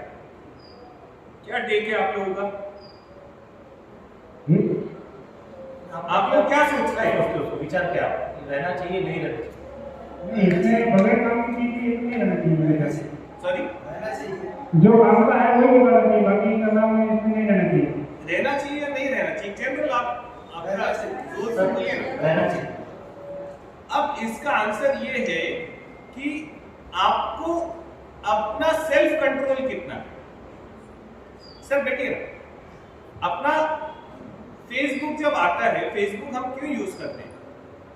फेसबुक पे मुझे अशोक जी राठी परिचय के हैं, मुझे पता चल गया सर का बर्थडे इस दिन है, मैंने सर को कॉल कर दिया, सर को बड़ा खुश हो गए, सर अरे आशीष को याद रखिए। आशीष को याद तुरंत था, आशीष ने तो फेसबुक से देखा, सर को कॉल कर दिया, लेकिन सर को बड़ा अच्छा लगा।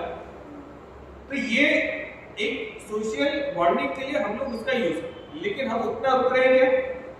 हम पहले वो नोटिफिकेशन देखते हैं, फिर एनिवर्सरी के नोटिफिकेशन देखते हैं, फिर कितने लोगों ने क्या क्या किया ये देखते हैं, फिर वो 4-5 किसने क्या क्या किया के बाद में 2-4 वीडियोस या ऐड आती है, वो चलते हैं आगे, फिर चलते हैं, वो खत्म, उसका एंड कहाँ है बताएंगे कोई? उसका एंड है जब मेरे को कोई अर्जेंट काम आ जाए, उसके पहले कोई एंड नहीं है उसका। तो ये जो सारी चीजें हैं, ये क्या कर रहे हैं, ये जो फेसबुक है या जितने भी इंस्टाग्राम, व्हाट्सएप है, ये सारे लोग कमाने के लिए बैठे। आप उनके लिए सिर्फ एक बकरी हो, बकरी से ज्यादा कुछ नहीं हो, आप सबसे वो कमा रहे हैं। लेकिन हम उनका यूज ले सकते हैं, लेकिन हम ले नहीं रहे, हम उनका यूज बन रहे हैं। तो जब हम इतना सब ये यूज कर रहे हैं तो हम कैसे एक्सपेक्ट करेंगे कि हम दिन भर मोबाइल लेके बैठे हैं और बच्चे को बोलेंगे तू मत ले। तो इसका सॉल्यूशन क्या है? सॉल्यूशन मेरे पास है ही नहीं। मैं डी एडिक्शन के प्रोग्राम लेता हूं, पैसे ले लेता हूं, मैं भी घर चले जाता हूं। पर सॉल्यूशन सिर्फ बता सकता हूं, आपके घर पे आके दे नहीं सकता उसका सॉल्यूशन आपके हाथ में। बच्चे को मोबाइल आपने पकड़ा है, पहले दिन वो खाना ही नहीं खाता, वो देखे बिना, उसके हाथ में कार्टून नहीं रहेगा तो खाना ही नहीं खाता ना सर। अब कैसा? यानी मोबाइल आने के पहले बच्चे खाना खाए भी नहीं, बड़े हो गए। कितनी कमाल की बात। जनरल है, आप देख लो, ट्रेन में देख लो, कहीं भी ऐसे कॉमन प्लेस पे देख लो जहां बच्चा खाना खा रहा है, उसके हाथ में मोबाइल है कि नहीं। और फिर अपन बोल रहे हैं कि नहीं, डिटॉक्सिफिकेशन का प्रोग्राम लो। Thank you. एक कम एज में इतना बड़ा अचीवमेंट, ये सचमुच स्टूडेंट्स और हम पेरेंट्स के लिए बहुत बड़ा इंस्पिरेशन है। इसमें मैं ये पूछना चाहता हूँ कि इस दौरान आपने अपना चाइल्डहुड कैसे एंजॉय किया, कितना एंजॉय किया? तब जो आप बच्चे करते हैं, जो हम बोलते हैं झींगा मस्ती करते हैं, सब चीजें करते हैं, बहुत स्पोर्ट्स में भी रहते हैं, ये करते हैं, तो इतने अचीवमेंट में आपने कितना चाइल्डहुड एंजॉय किया? Thank you. चाइल्डहुड तो मैं कहूँगा स्कूल में मुझे कभी ऐसी बहुत ज़्यादा पनिशमेंट मिली है, घर पे कंप्लेंट्स आई है तो नहीं थी, क्योंकि मेरी जनरल पर्सनालिटी करियर काउंसलिंग की पता चला कि इंट्रोवर्ट टाइप की पर्सनालिटी है। तो स्कूल में भी मतलब छोटे कम करीब 4 से 5 लोगों के फ्रेंड सर्कल में रहता था। लेकिन अब जैसे अगर कोई पीरियड नहीं है या वो टीचर एब्सेंट है तो प्रिंसिपल के पास जाके गेम्स पीरियड मांगने वाले को नहीं पहला रहता था, क्लास में मेरे को भगा देते थे कि तुम जाओ ये पीरियड को गेम्स पीरियड में कन्वर्ट करोगे, तो मैथ्स वाले टीचर आके पढ़ाना शुरू कर देते। तो वो भी सबसे पहले नहीं रहता था ग्राउंड पे। और वो तो आपको दिख रहा होगा कि फिजिकल एक्टिविटी कभी भी इतनी ज़्यादा रही नहीं, लेकिन सोशलाइजिंग और लोगों बच्चों के साथ रहना, जूनियर्स के साथ, सीनियर्स के साथ, स्कूल में ऐसा ही कोई शायद केजी का भी कोई ऐसा बच्चा है जिससे मैंने जाके बात नहीं किया होगा कि जो श्रीराम भैया है उनको पहचानता नहीं होगा। यही मैं कहूँगा कि मेरा स्कूल का सबसे बड़ा इंजॉयमेंट था, जो फ्रेंड्स वहाँ पे बने, अभी भी हम लोग काफ़ी कॉन्टैक्ट में, जो बच्चों ने 4th 5th में वो स्कूल शिफ्ट कर दिया कुछ, उनके साथ भी अभी भी कॉन्टैक्ट है। तो सबसे बड़ा इंजॉयमेंट तो मैं कहूँगा वही रहा है। आपको जितना सीधा ये दिख रहा है उतना है नहीं। मेरा लड़का है वो 7th में, वो ये जब छोटा था, कल ये इंसिडेंस हुआ घर पे, ये उसको ऐसे गाल पे से टैप कर रहा था, तो मैं उसको मेरे लड़के को बताया, उसका नाम गोविंदा है। मैं बोला गोविंदा जब तू बहुत छोटा था ना, जब हम सब हॉल में बैठे रहते थे, ये आता था तो खूब जोर के मारता था और आ जाता था, ये इतना बड़ा बुली था। तो इसने ऐसा कुछ नहीं है जो ये अचीव किया है तो कुछ नहीं किया, इसने सब चीजें की। ये अभी अमरावती क्यों आया है, ये he is a very good foodie, is a very big foodie. तो ये नाना के यहाँ सिर्फ आता है खाने के लिए। हमारे यहाँ अभी 30 दिन रहा है, दाल रोटी नहीं खाता है, इसको चाहिए सारे शौक के आइटम। बस वो हमारा 30 दिन का पूरा मेनू फिक्स है जिसमें दाल और रोटी नहीं बनती। ये सवाल कोई? हेलो, एज अ टीचर में थोड़ा अलग सवाल पूछना चाहती हूँ सर। जैसे हम लोग टीचर 50-60 स्टूडेंट्स को पढ़ाते हैं ऑफलाइन, ऑनलाइन नहीं मिलेंगे, ऑफलाइन। सभी बच्चे सामने बैठे रहते हैं, टीचर पढ़ाते रहती है, लेकिन जो टीचर पढ़ाती है वो उतना सब सभी बच्चों को एक लेवल में नहीं समझता है, और इसीलिए स्कूल में रैंक जाते हैं। नहीं, सभी टीचर सभी स्टूडेंट्स को पढ़ाते हैं, लेकिन तो भी कोई रैंक में आता है, कोई एवरेज होता है, कोई फेल भी होता है। तो इसका कोई सॉल्यूशन श्रीनव के पास है कि ऑनरेबल श्रीनव कि ग्रास्पिंग पावर कैसे बनाया जाए? ग्रास्पिंग पावर, क्या आप ऐसे मानते हो कि इंटेलिजेंस एक गॉड गिफ्ट है? आपकी क्या राय है? इसमें हमारा 2 दिन पहले ही पूरा डिस्कशन हुआ।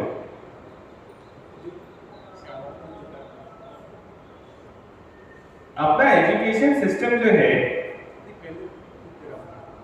एक अपन इंसिडेंट अगर समझिए कि हमें बिल्डिंग बनाना है, तो सबसे पहले हम फाउंडेशन बनाएंगे बिल्डिंग का।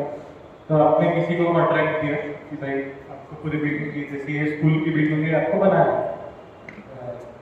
उसमें पहले और आपने कहा कि आपके पास फाउंडेशन बनाने के लिए 1 महीना है, फर्स्ट फ्लोर बनाने के लिए 2 महीना है, सेकेंड फ्लोर बनाने के लिए 2 महीना है, और जो भी बाकी का काम है उसके लिए 2 महीने। तो उसमें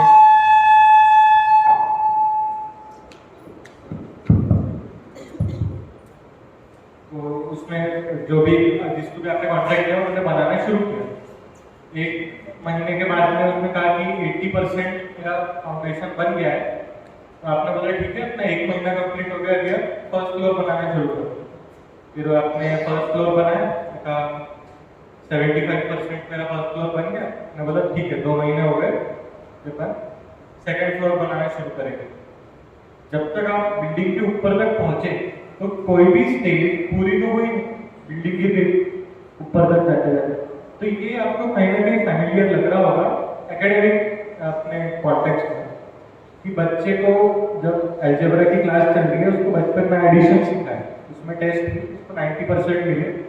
मेरे को लगा कि बहुत अच्छा स्कोर है, मैंने जिस दिन टेस्ट हुई उसका रिजल्ट लगा खत्म कर दिए, तब तक दूसरा टॉपिक भी अपना आधा हो गया, अगले हफ्ते दूसरे टॉपिक की टेस्ट है, अलजेब्रा हो गया, उसमें 90% मार्क्स है। फिर और मैथ्स के जो भी टॉपिक है, वही कंसेप्ट में जो बिल्ड हो रहा है आगे, वो धीरे धीरे हो रहा है। उसमें पहले 90% थे, फिर 85%, कभी 50% आए, कभी 100% आ गए। इसके वजह से उसको हर सब्जेक्ट में तो 100% नहीं है, इन्हें उसको वो चीज की 100% क्लैरिटी होगी भी, so he can not bring it to paper कि मैं सारे क्वेश्चंस करेक्टली आंसर करूं तो मुझे 100% मार्क्स मिल जाएंगे। लेकिन वो नहीं, 90% आए, 80%, 70%। इसके वजह से क्या हो रहा है, एक दिन जब कैलकुलस की क्लास में वो क्लास 12th में बैठा है तो उसको सडनली ये लग रहा है कि मेरे को कुछ भी नहीं समझ रहा बोर्ड पे जो हो रहा है, मुझे कैलकुलस नहीं आता। एक्चुअली में कैलकुलस में प्रॉब्लम है क्या? नहीं, उसने 8th में उसके लिए जो भी कंसेप्ट फंडामेंटल जो उसका होगा वहाँ उसके कम मार्क्स हो गए, या वो क्वेश्चन गलत हुआ होगा जिसके वजह से आज उसको प्रॉब्लम है। वो क्वेश्चन गलत हुआ होगा क्योंकि 5th में उसका कुछ वीक पॉइंट रहा होगा, या तो कोई सिली मिस्टेक करता है। जरूरी नहीं कि हमेशा कंसेप्चुअल एरर हो, उसकी पर्सनैलिटी में कुछ ऐसी गड़बड़ होगी जिसकी वजह से वो क्वेश्चन हमेशा गलत है, नंबर बदल के आप देखेंगे क्वेश्चन सही करते हैं। कई बार ऐसा देखने को आता है। तो ये जो मामा कह रहे थे कि हमारे 2 दिन पहले जो डिस्कशन हो रहा था कि मेरे शब्द नहीं है, जो वर्ल्ड का सबसे बड़ा नॉन प्रॉफिट खान अकेडमी, आपने से कई लोगों ने नाम सुना होगा। नॉन प्रॉफिट एक एजुकेशनल वेबसाइट है, इसके फाउंडर ने टेड टॉक दिया था अमेरिका में, उनकी स्पीच का इंसिडेंट है। तो उन्होंने यही कहा कि जो ग्लोबल एजुकेशन जैसा मैप का प्रॉब्लम है कि कोई बच्चा फर्स्ट आएगा, कोई बच्चा लास्ट आएगा, अगर आप एक रैंकिंग स्केल पे उनको रखेंगे। सो वो जो आपने टेस्ट एडमिनिस्टर की, उस टेस्ट के बेसिस पे वो रैंकिंग है, और आपका आंसर एक्चुअली आपके क्वेश्चन में ही है। आपने सब बच्चों को सेम पढ़ा है, सबको सेम बुक्स है, सेम मटेरियल का एक्सपोजर है। कोई बच्चे का घर में एनवायरनमेंट अच्छा होगा, कोई बच्चे का हार्डवर्किंग कैपेसिटी ज्यादा होगी। आपने स्कूल में होमवर्क किया, ये भी देखते होंगे कि अगले दिन पूरे बच्चे होमवर्क करके नहीं आए। So you can not expect everyone to be on the same scale. भाई मैं टेस्ट दूंगी तो सबको सेम नंबर आएगा। तो ये इसका आधा क्रेडिट जाता है हमारे एकेडमिक स्ट्रक्चर को, कि जब टेस्ट में अगर मुझे 95% मार्क्स है, इसका मतलब है कि 5% मेरी कुछ गलती है। हर टेस्ट के बाद कितने बच्चे हैं जो उस 5% गलती पे काम करते हैं, ना कि जो 95% मार्क्स आए उसको अपने रिलेटिव्स को फोन करते रहते कि मुझे 95% आए, मैं अपने क्लास में टॉपर हूँ। और कितने बच्चे हैं जो 5 से 10% मार्क्स जो कटे उस पर काम करेंगे। यहाँ से डिफरेंस आना शुरू हो जाता है। डिफरेंस क्लासरूम में जनरेट नहीं होता, डिफरेंस घर पे जाने के बाद पेरेंट्स का क्या एक्सपोजर है, बच्चे का कितना कमिटमेंट है उस सब्जेक्ट को समझने में। कोई बच्चा आप देखेंगे साइंस में बिल्कुल खराब है, लेकिन उसका हिस्ट्री में कमिटमेंट बहुत ज्यादा है। यहाँ पे आपने नोटिस किया तो मैंने IQ शब्द का यूज नहीं किया, क्योंकि मैं इस कंसेप्ट को अभी तक अच्छे से नहीं मानता हूँ। जो भी आपका जो आउटपुट है, जो आप कार्य करेंगे, जो आप हार्डवर्क या जो भी चीजें हैं, कमिटमेंट प्लस वर्क, दो ही चीजें आप जब पेपर लिखते रहेंगे। अगर आपको क्वेश्चन आता है तो आपको क्वेश्चन आता है, अगर आपको फंडामेंटल नहीं पता है, आपने प्रैक्टिस नहीं की या आपको सब्जेक्ट में इंटरेस्ट नहीं है, तो आपको क्वेश्चन को करेक्ट कर ही नहीं पाएंगे, भले ही आपको Nobel laureate as a teacher मिल जाए जो आपको वो कंसेप्ट समझाएगा। तो इसका सॉल्यूशन आज की डेट में तो नहीं हुआ है, बट हम उस पर वर्क कर रहे हैं, हमारी चर्चा रोज शुरू है। नमस्ते, मेरा नाम मनीष खंडेलवाल है। सॉरी, मेरा नाम मनीष खंडेलवाल है। हाँ जी सर। मेरे साथ में चिराई है जो KVTI एस्पिरेंट है और श्रीनम यहाँ पर आया है। तो एज ए कॉमर्स ग्रेजुएट या पोस्ट ग्रेजुएट मैं उसको सिर्फ गाइड कर सकता हूँ कि आपको क्या करना है, लेकिन मेरा कोई साइंस बैकग्राउंड नहीं है तो मुझे उसमें का कुछ नहीं समझता। अब मैं फैसिलिटी प्रोवाइड कर सकता हूँ, बाहर का आगे का जो रिजल्ट है वो चिराई के आते हैं, लेकिन अमरावती में रहते हुए वो रिजल्ट नहीं आए। इसके लिए एज ए पेरेंट क्या करना चाहिए?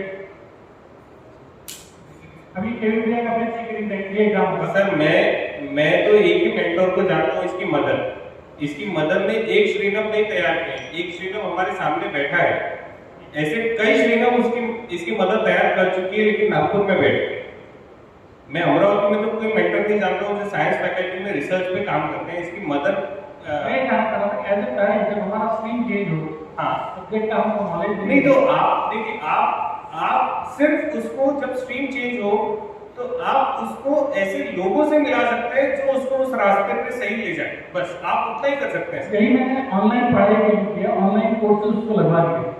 अब ये 24 घंटे में से 18 घंटे अगर रूम में बैठ के स्टडी कर रहे हैं डेस्कटॉप कंप्यूटर एग्जाम में, तो उसका एवेल्यूएशन मैं नहीं कर पा रहा हूँ एज पेरेंट कि ये क्या पढ़ रहे हैं, सिर्फ रिजल्ट ही मेरे पास आ रहा है। एज ए पेरेंट मैंने और क्या करना चाहिए?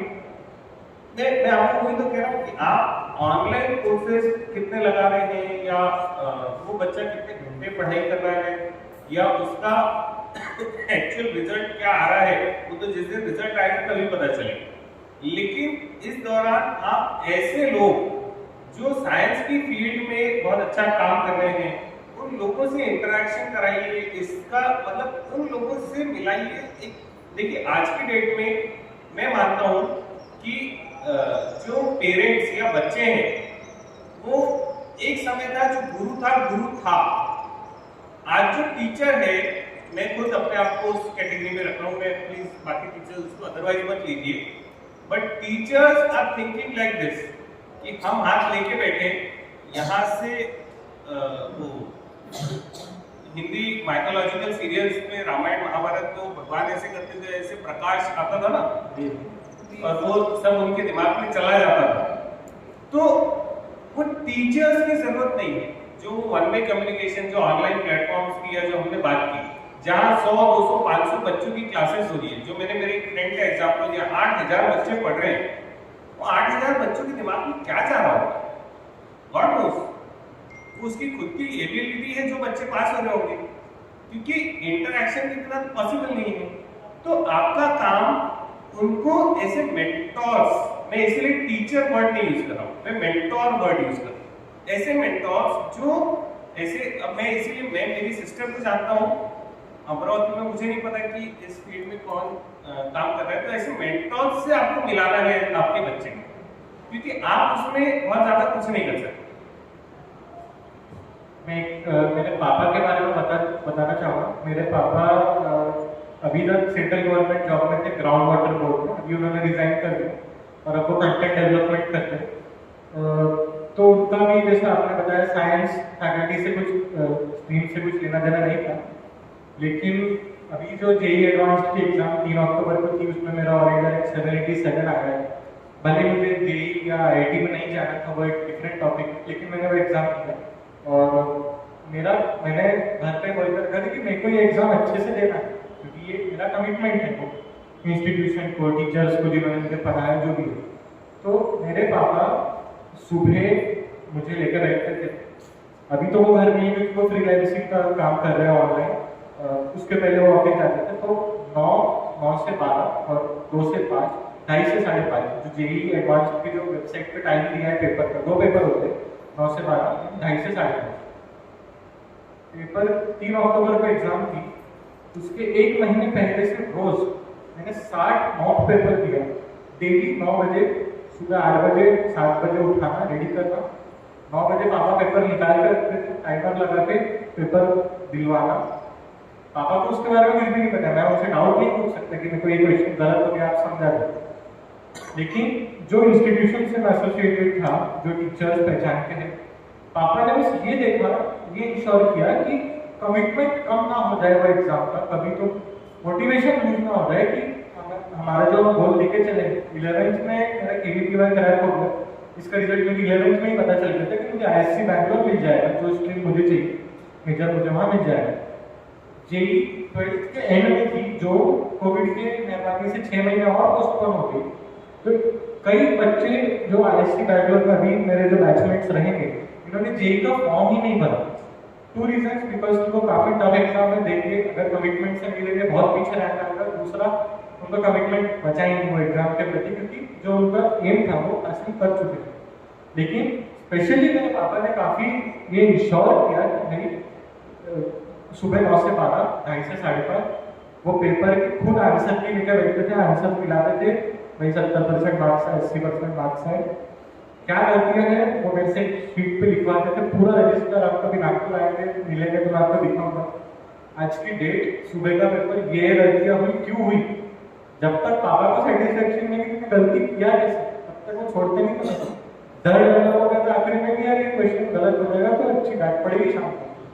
लेकिन वो चीज जब मैं JEE एडवांस का पेपर लिख रहा था, तब कई गलतियां ऐसी तो कॉपी में से थी तो मैं फिर से करने वाला था, लेकिन मुझे पता थी कि ये गलती अपन कर चुके हैं, क्वेश्चन में ये फंसाना चाह रहे, नहीं फंसना, आंसर करेक्ट लाना है और जो भी स्कोर है वो अचीव करना है। तो JEE एडवांस में मेरे फिजिक्स में 120 में से 100 मार्क्स से, जो काफी अच्छा स्कोर मैं समझता हूँ, क्योंकि वो एग्जाम का मीडियम स्कोर है 38% इस साल का, कट ऑफ का 40-41% मार्क्स।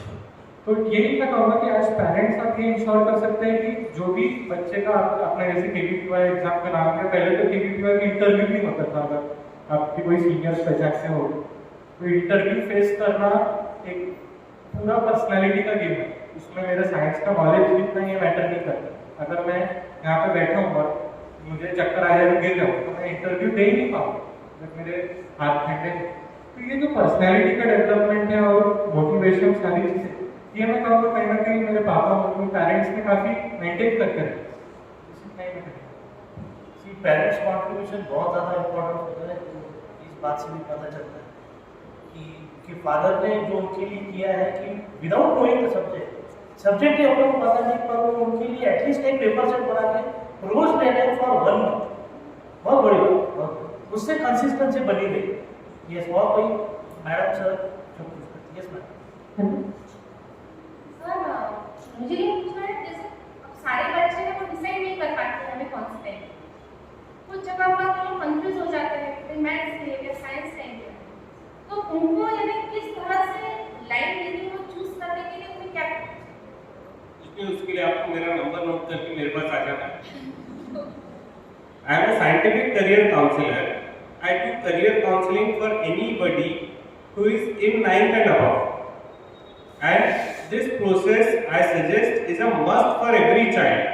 मैं रोज ऐसे बच्चों की करियर काउंसलिंग कर रहा हूँ जो CA में 4 साल 5 साल गुजार चुके हैं और क्लियर नहीं हो रहे हैं, और मतलब सिर्फ CA के नहीं, बहुत सारे करियर काउंसलिंग करता हूँ। लेकिन जो CA के बच्चे आते हैं उनका एग्जाम्पल इसलिए दे रहा हूँ कि जब पूरा करियर काउंसलिंग होने के बाद पता चलता है कि बच्चा मछली है, इसको तैरना बहुत अच्छे से आता है, लेकिन ये पेड़ पे चढ़ रहा है, तो पेड़ पे कितना भी चढ़ने की कोशिश करे वो सक्सीड नहीं होगा, क्योंकि at the end of the day उसकी स्किल बहुत अच्छी है, उसके पास बहुत अच्छी स्किल है, लेकिन उसको पता ही नहीं, उसको भी नहीं पता, उसके पेरेंट्स को भी नहीं पता। तो ये स्किल अगर साइंटिफिक तरीके से पूरा साइकोमेट्रिक असेसमेंट करके हमको अगर कहीं से पता चल जाती है, तो परसों संडे था ना, आज ट्यूसडे, परसों संडे के दिन मैं 4 बजे से 7 बजे तक के, 7 बजे भी इसलिए मैंने वाइंड अप किया कि 7:30 बजे इंडिया पाकिस्तान की मैच थी। तो संडे के दिन 4 बजे एक बच्ची मुझे कहीं से पता करके आती है कि भाई सर करियर काउंसलिंग करते हैं, तो मुझे सर के पास जाके अपने लिए करियर का चयन करना है। वो बच्ची आती है 4 बजे, 7 बजे तक के उसके 5 कंटिन्यूअस सेंटेंसेस है। मैं आपको 5 सेंटेंसेस बताता हूँ। वो 9 साल से CA कर रही है, वो 9 साल से सर सीए कर रही है, जहां आप अपनी बहू को भेजना चाहते हैं वहीं पर ही जॉब पे है। वहां पर वो लड़की 10,000 रुपीज का जॉब कर रही है कोई सीए फर्म में, और सीए फाइनल का अटेम्प्ट आता है तब वो डिप्रेशन में चली जाती है कि दूं कि नहीं दूं। तो इस बार वो बोली कि भाई चलो मैं डिसाइड करती हूँ कि सीए का अटेम्प्ट देना चाहिए या नहीं देना। उसका पहला सेंटेंस है, सर मुझे पैसे कमाने हैं। She is not having a father, she is उसकी मदर है, वो है, और उसका एक छोटा भाई। तो सर मुझे पैसे कमाने हैं। मैं बोला ठीक है, पैसे कमाने के लिए क्या करना है? तो बोले सर मैं सीए नॉन सीए हूँ, तो सीए को यार 20-25 हजार रुपए मिल रहे, तो मेरे को 10-15 हजार से ज्यादा क्या मिलेंगे? तो मैं बोला फिर तेरे को पैसे कमाने के लिए क्या करना पड़ेगा? तो बोले सर सीए कंप्लीट करना पड़ेगा। तो मैं बोला ये जो अभी दिसंबर का अटेम्प्ट है तेरे को देना है? तो बोले हाँ सर। फिर दे दे। तो मेरे पास क्या है? नहीं सर लेकिन मेरे से देना नहीं होता। मैं बोला फिर क्या करेंगे? नहीं सर लेकिन मेरे को पैसे तो कमाने। मैं बोला फिर क्या करेंगे? बोले सर उसके लिए सीए पास होना पड़ेगा। मैं बोला फिर सीए पास होने के लिए क्या करना पड़ेगा? तो बोले सर ये एग्जाम देनी पड़ेगी। मैं बोला फिर एग्जाम दे दे। तो बोले सर लेकिन एग्जाम नहीं देना होता। ये 4 बजे से 7 बजे तक की 5 सेंटेंसेस चले। मेरे पास वीडियो रिकॉर्डिंग है वो लड़की। मैं उसको फाइनली बोला, मतलब बोल के मैंने उससे रिकॉर्ड कराया कि तू देख अब जो फाइनल आंसर देंगे एग्जाम देना है या नहीं देना है, एक डिसाइड कर ले। तो वो बोली सर हाँ देना है। फिर उसको बाद में पूछा अब तुमने देख ली ना, तेरा हो गया ना फाइनल? नहीं सर लेकिन दे नहीं सकते। सर ये हंसने की बात नहीं है, मेरे को 3 घंटे के बाद पता चला she need psychological assistance, she is in a very deep state of depression. इतनी ब्रिलियंट बच्ची जो सीए का फाउंडेशन इंटर निकाल चुकी है, आर्टिकलशिप कंप्लीट हो चुकी है, she is in a state of shock. और ये एक बच्ची नहीं है, ऐसे हजारों बच्चे हैं डेली। अच्छा ये तो ठीक है अनसक्सेसफुल है, मैं आप लोगों से रैंडम कॉल करने के लिए बोलूंगा। अपने कोई भी रिलेटिव को कॉल कीजिए जो बड़ी पोस्ट पे है, जो खूब कमा रहा है, और उसको सवाल ये मत पूछिए कितना कमा रहा है, आप उसको ये सवाल पूछिए कि आप आपके काम से कितना खुश हो। रिसर्च बता रही है कि 90% Indians are dissatisfied with what they are doing, क्योंकि करियर का चयन जो है वो हमें लगता है कि हमारी किस विषय में रुचि है या किस विषय में हम अच्छे हैं इस पे बेस्ड है, लेकिन उसका एक थर्ड एस्पेक्ट है जो हमको पता ही नहीं। उसके बारे में सर कभी बुलाएंगे तो फिर से चर्चा करेंगे, बहुत लंबा हो जाएगा। Thank you sir. हम जैसे बताते हैं कि पढ़ने से या उसी तरह से हमें सब नॉलेज मिलेगा। जितना ज्यादा पढ़ेंगे उतना समझ सकेंगे कोई भी सब्जेक्ट। तो हमें उनको क्या पढ़ने के लिए एनकरेज करना चाहिए स्टार्ट से कि भाई आपको एनकरेज करना ही नहीं है भाभी, आपको एनकरेज नहीं करना है, आपको अवेलेबल करके देना। कहाँ से शुरुआत? आपको सारी चीजें अवेलेबल करके देनी, उनको घर पे छोटी छोटी स्टोरी बुक्स दीजिए, जो भी बात। देखिए हम हमेशा, मेरे पास कई सारे पेरेंट्स आते हैं कि सर समर हॉलीडेज में बच्चों को कौन सी क्लासेस लगा के दें इस बार। आप में से कितने लोग आए या कितने लोग ये सोचते हैं, ये मन में सवाल है, पूछना चाहिए था सर को कि सर कौन सी क्लासेस लगाना चाहिए समर हॉलीडेज में। हर माँ चाहती है कि मेरे बच्चे को ड्राइंग भी आए, डांसर भी बने, सिंगर भी बने, सब बने, सारी स्किल्स उसके अंदर आए, गलत नहीं। लेकिन आपका काम ये है कि आप उसको 1 महीना 2 महीना एक्सप्लोर करने दीजिए। और जब कोई बच्चा किसी जगह जाके आता है तो आप एज अ मदर या फादर को जज कर सकते हैं कि वहां जाने के बाद में इसका जो बल्ब है वो ब्राइट हुआ है या डल हुआ है। उसके चेहरे के एक्सप्रेशन से आप बता देंगे कि इसको इसमें मजा आ रहा है या नहीं आ रहा है। नहीं आ रहा है तो खत्म कीजिए दूसरी क्लास। एक दिन में 4 क्लासेस नहीं, 1 महीने में उसको 1 या 2 क्लासेस का एक्सप्लोर करने दीजिए। उसको सारी चीजें जितनी दुनिया में है, जितनी आप एक्सप्लोर करा सकते हैं एक्सप्लोर कराइए। एक्सप्लोर कराना डिफरेंट है। हम उसको एक बार तो भी टीवी के सामने डांस करता देखते हैं, हम सोचते नहीं यार ये तो ऋतिक रोशन ही बनाते हैं अपन अपने बच्चे को। उसको उसमें मजा आ रहा है, करने दीजिए उसको, 1 महीना जाने दीजिए डांस का, उसके बाद देखिए अभी भी मजा आ रहा है क्या, कंटिन्यू कीजिए।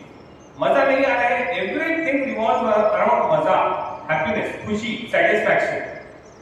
तो ये चीजें हमारा काम है, उसको हर चीज से एक्सप्लोर करना है बस। Thank you. यस, और कोई है कुछ और सवाल?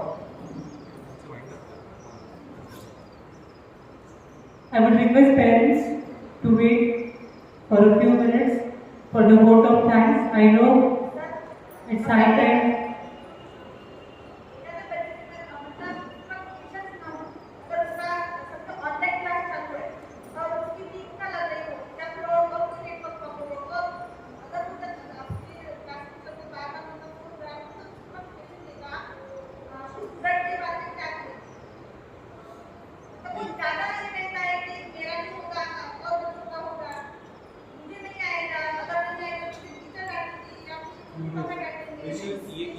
ये तो स्कूल का और आपका कंटेक्स्ट आ गया, मतलब पेशेंस जिसके बाद जो पेशेंस है, क्यूरियस है बहुत ज़्यादा।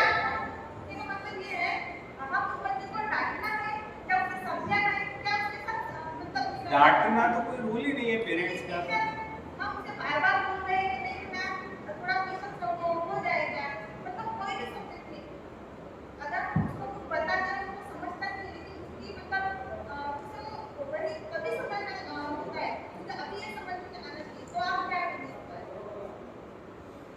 नहीं, मैडम का मैं जो सवाल समझा हूँ वो ये है कि अगर नेटवर्क इश्यूज है और मैडम जो समझा रही थी वो उसको तब नहीं समझा और वो बच्चा ये जिद करता है कि भाई नहीं मेरा बाकी बच्चों का हो गया, मेरा नहीं हुआ, तो मेरे को अभी के अभी समझा के दो, ये क्वेश्चन था ना?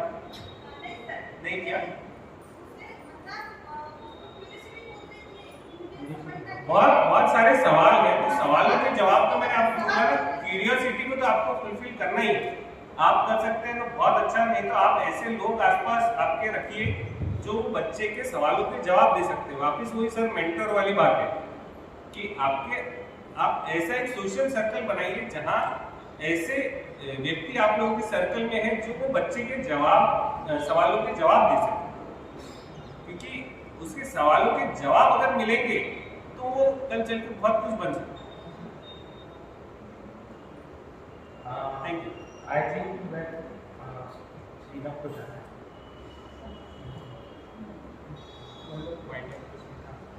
So I take the privilege at last to propose the vote of thanks. Gratitude is a small shooting star of goodness that goes around the world and comes back to us even brighter. I express my sincere gratitude to our guest, Honorable Master Srinath Agarwal, for sparing his valuable time to guide us. I would also like to thank Honorable C. Ashish Agarwal sir for his approach to conduct such an informative program in our school. My hearty thanks to Honorable Mr. Ashok Kati sir and Om Prakash Ladda sir for their timely support and guidance. Last but not the least, I thank all the parents and students for making this program a success. For Srinath, last 2 lines. रोक नहीं पा रही हूँ अपने आप को। अंधेरा देखकर जो खुद मशाल बन जाते हैं, अंधेरा देखकर जो खुद मशाल बन